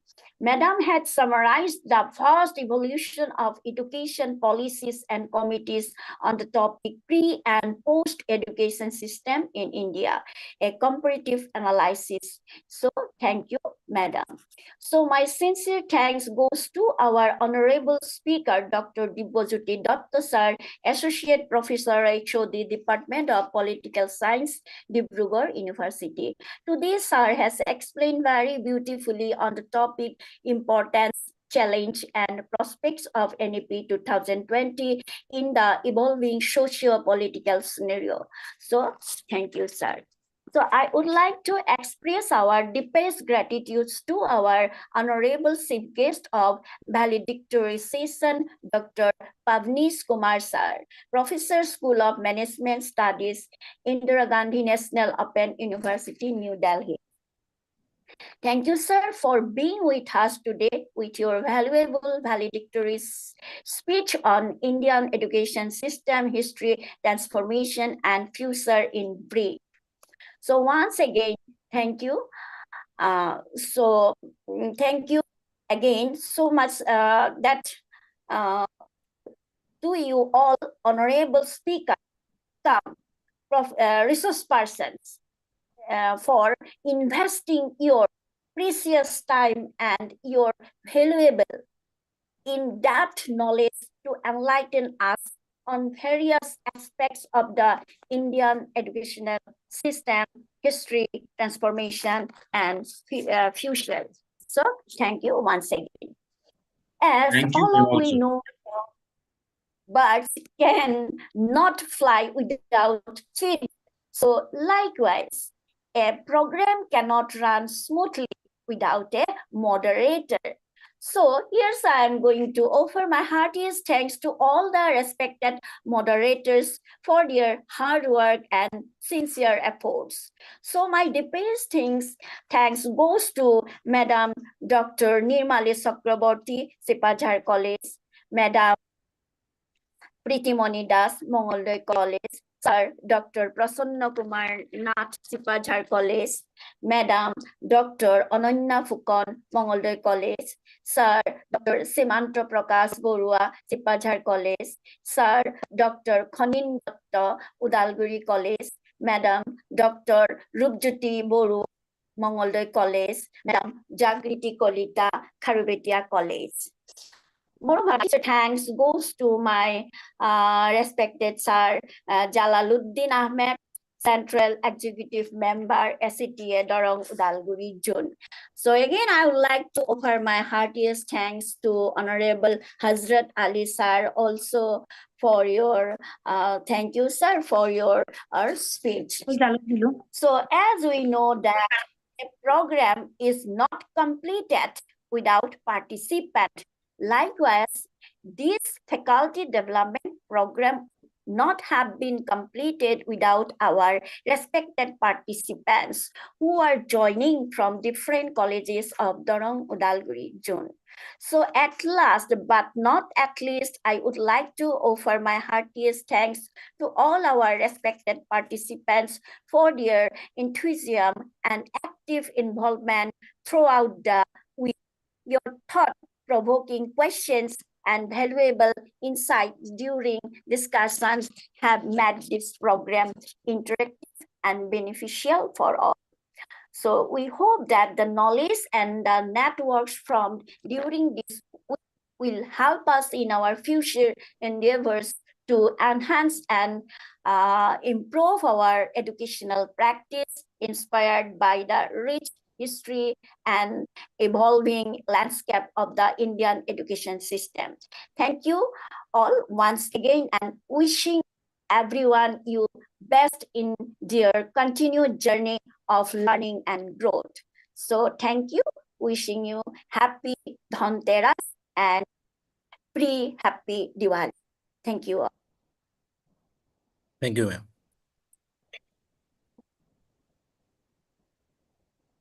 So we have come to the end of this week-long program. So with heavy heart, I would like to conclude the session. Mr. Mintu Pathak sir, if you want to say a word, then. ক'বলৈ ভাষাই নাই দিব্য, তোমালোকে বহুত কষ্ট কৰিলা আৰু মই যিমান পাৰো সহযোগিতা কৰিছো সভাপতিৰ লগত ৰাখি। গতিকে প্ৰথমতে মোৰ ফালৰ পৰা আন্তৰিক ধন্যবাদ তোমালোকৰ এণ্টায়াৰ টিমটো। যথেষ্ট তোমালোক আগৰণুৱা হয়, আদৰ্শ হবাগৈ ভৱিষ্যত নৱপ্ৰজন্মৰ, আমি আশা কৰো তেনেদৰে। নাই স্যাৰ, আৰু হয়, এতিয়া আমাক ইমান সুন্দৰকৈ মানে ভোট অফ থেংকছ খিনি ৰাজশ্ৰী বাইদেৱে দিলে, তাৰ কাৰণে বাইদেউক মই বহুত বহুত ধন্যবাদ। সকলোকে সামৰিছে, কাকো এৰিবলগীয়া হোৱা নাই, অতি সুন্দৰ ভাষাৰে তেখেতে আমাক সকলোকে গোটেই এণ্টায়াৰ প্ৰগ্ৰেমটোৰ প্ৰত্যেকগৰাকী ব্যক্তিক তেখেতে ধুনীয়াকৈ শলাগৰ শৰাই আগবঢ়াইছে, তাৰ বাবে তেখেতক আমি আন্তৰিক ধন্যবাদ জনাইছো। আৰু তেখেতসকল নিজেই এই প্ৰগ্ৰেমৰ অংশীদাৰ, কলাবৰেটিভ ইনষ্টিটিউশ্যন হয়, আৰু তেওঁলোকে কলাবৰেশ্যন কৰাৰ বাবে তেখেত IPSC নিজেই কোঅৰ্ডিনেটৰ, তেখেতলৈ শুভেচ্ছাও জনাইছো ছাকচেছফুল কমপ্লিট কৰাৰ কাৰণে, আৰু অশেষ ধন্যবাদ জনাইছো বাইদেউ। আৰু ক'বলৈ কি ক'ম যে শেষত আমি আহিলো, আমি চাৰ্টিফিকেটখন কেইদিনমান অকমান দেৰিকে দিব লাগিব, আৰু যিহেতু আমাৰ এখন মানে ফুল ফৰ্মত MCQ এখন থাকিব, সেইখন যোনে ছাবমিট কৰিব তেওঁলোকে চাৰ্টিফিকেটটো পাব, তেনেকুৱা ধৰণৰ কথাখিনি আছে। গতিকে আজি আমি হয়তো অলপমান লেটলি হলেও কৰিব লাগিব, আমাৰ বা ডক্টৰ নয়নমণি দাস ইমান দেৰিকে পাব পাৰে। হয়, ছাৰৰ গতিকে কথা কোৱা নয়নমণি কোৱা। হয়, আপোনাৰ কথাৰ আগ ধৰিয়ে মানে ছাৰ এতিয়াই ক'ম নে আপোনাৰ শেষ হলে কৈ লৈছো, আপুনি কৈ লওক কথাখিনি। মই দুআষাৰ মাত্ৰ কম, বেছি বহুত কৈয়ে আছো, যথেষ্ট কৈছো। গতিকে মই পুনৰ পৰা আপোনালোকক অশেষ ধন্যবাদ জনাইছো, আৰু আশা ৰাখিছো অনাগত দিনত আমি যিবিলাক কৰি যাম, নিশ্চয় আমি ফেকাল্টি প্লাছ ছাত্ৰ ছাত্ৰীৰ ভালৰ কাৰণে কৰিবলৈ চেষ্টা কৰিম। আমাৰ হয়তো এই 7 দিনীয়া প্ৰগ্ৰেমটোত বহুত ভুল ভ্ৰান্তিও হ'ব পাৰে, গতিকে তাৰ কাৰণে ক্ষমা মাৰ্জনা কৰিব, ভুল হোৱাটো স্বাভাৱিক। আৰু আশা ৰাখিছো যে আমাক ভুলবোৰ শুধৰাই দি পুনৰ যাতে আমি উৎসাহেৰে আগবাঢ়ি যাব পাৰো। আমি বুলি নহয়, অনাগতত যিমান দিন আহিব আমি তেনেদৰে সকলোৱে মিলি পেলাই যাব লাগিব। আপোনালোকৰ অনুষ্ঠানবিলাকতো আমি অংশগ্ৰহণ কৰিব লাগিব। আমাৰ অনুষ্ঠানত আপোনালোকে সদল বলে অংশগ্ৰহণ কৰিছে, এই যিটো সহযোগিতা আৰু আমাৰ সমন্বয় থাকিব, মই ভাবো যে অসম কলেজ শিক্ষক সন্থাৰ অন্তৰ্গত প্ৰতিগৰাকী শিক্ষক শিক্ষয়িত্ৰী যথেষ্টখিনি লাভান্বিত হ'ব। এইখিনি কৈ মই পুনৰবাৰ মণ্ডলৰ ফালৰ পৰা আপোনালোকক শুভকামনা জনাইছো, সুন্দৰভাৱে 7টা দিন থকাৰ বাবে। আৰু অজানিতে কৰা ভুল ত্ৰুটি এণ্টায়াৰ টিমৰ মাজৰ যিকোনো এজন ব্যক্তিও হয়তো ভুল ত্ৰুটি কৰিব পাৰে, তাৰ কাৰণে ক্ষমা বিচাৰিছো। ধন্যবাদ। ডক্টৰ নয়নমণি দাস, আপুনি যদি ক'ব বিচাৰে এক্সামৰ কথাটো অকণমান উনুকিয়াই দিব পাৰে, তাৰপিছত কৰিম। হয়,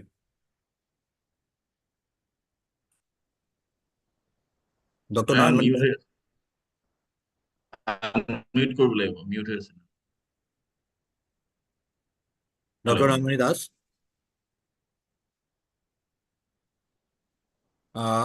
maybe he is not connecting.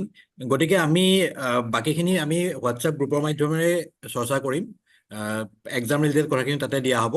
গতিকে ইয়াকে কৈ মই অকনমান চমুকে 1 মিনিটত কৈ দিছো মই মোৰ কথাখিনি। আচলতে নয়নদা যিহেতু চাগে নেটৱৰ্কৰ ইছ্যু, আমাৰ MCQ থাকিব, ইয়াত পাৰ্টিচিপেণ্ট বেছি নাই, আচলতে কোৱাটো উচিত হয়নে নহয় নাজানো, সেইকাৰণে আমাৰ technical coordinator doctor Nayanmoni Das তেখেতে গোটেই ডিটেইলছখিনি শ্বেয়াৰ কৰিব আপোনালোকৰ কাৰণে, যে আমাৰ MCQ থাকিব 25টা MCQ থাকিব, আৰু আমাৰ এটা এছাইনমেণ্ট থাকিব, সেইটো তেখেতে আপোনালোকক জনাব কেনেকে দিব লাগে, আৰু সেইটো কাৰণে নিৰ্ধাৰিত সময় থাকিব।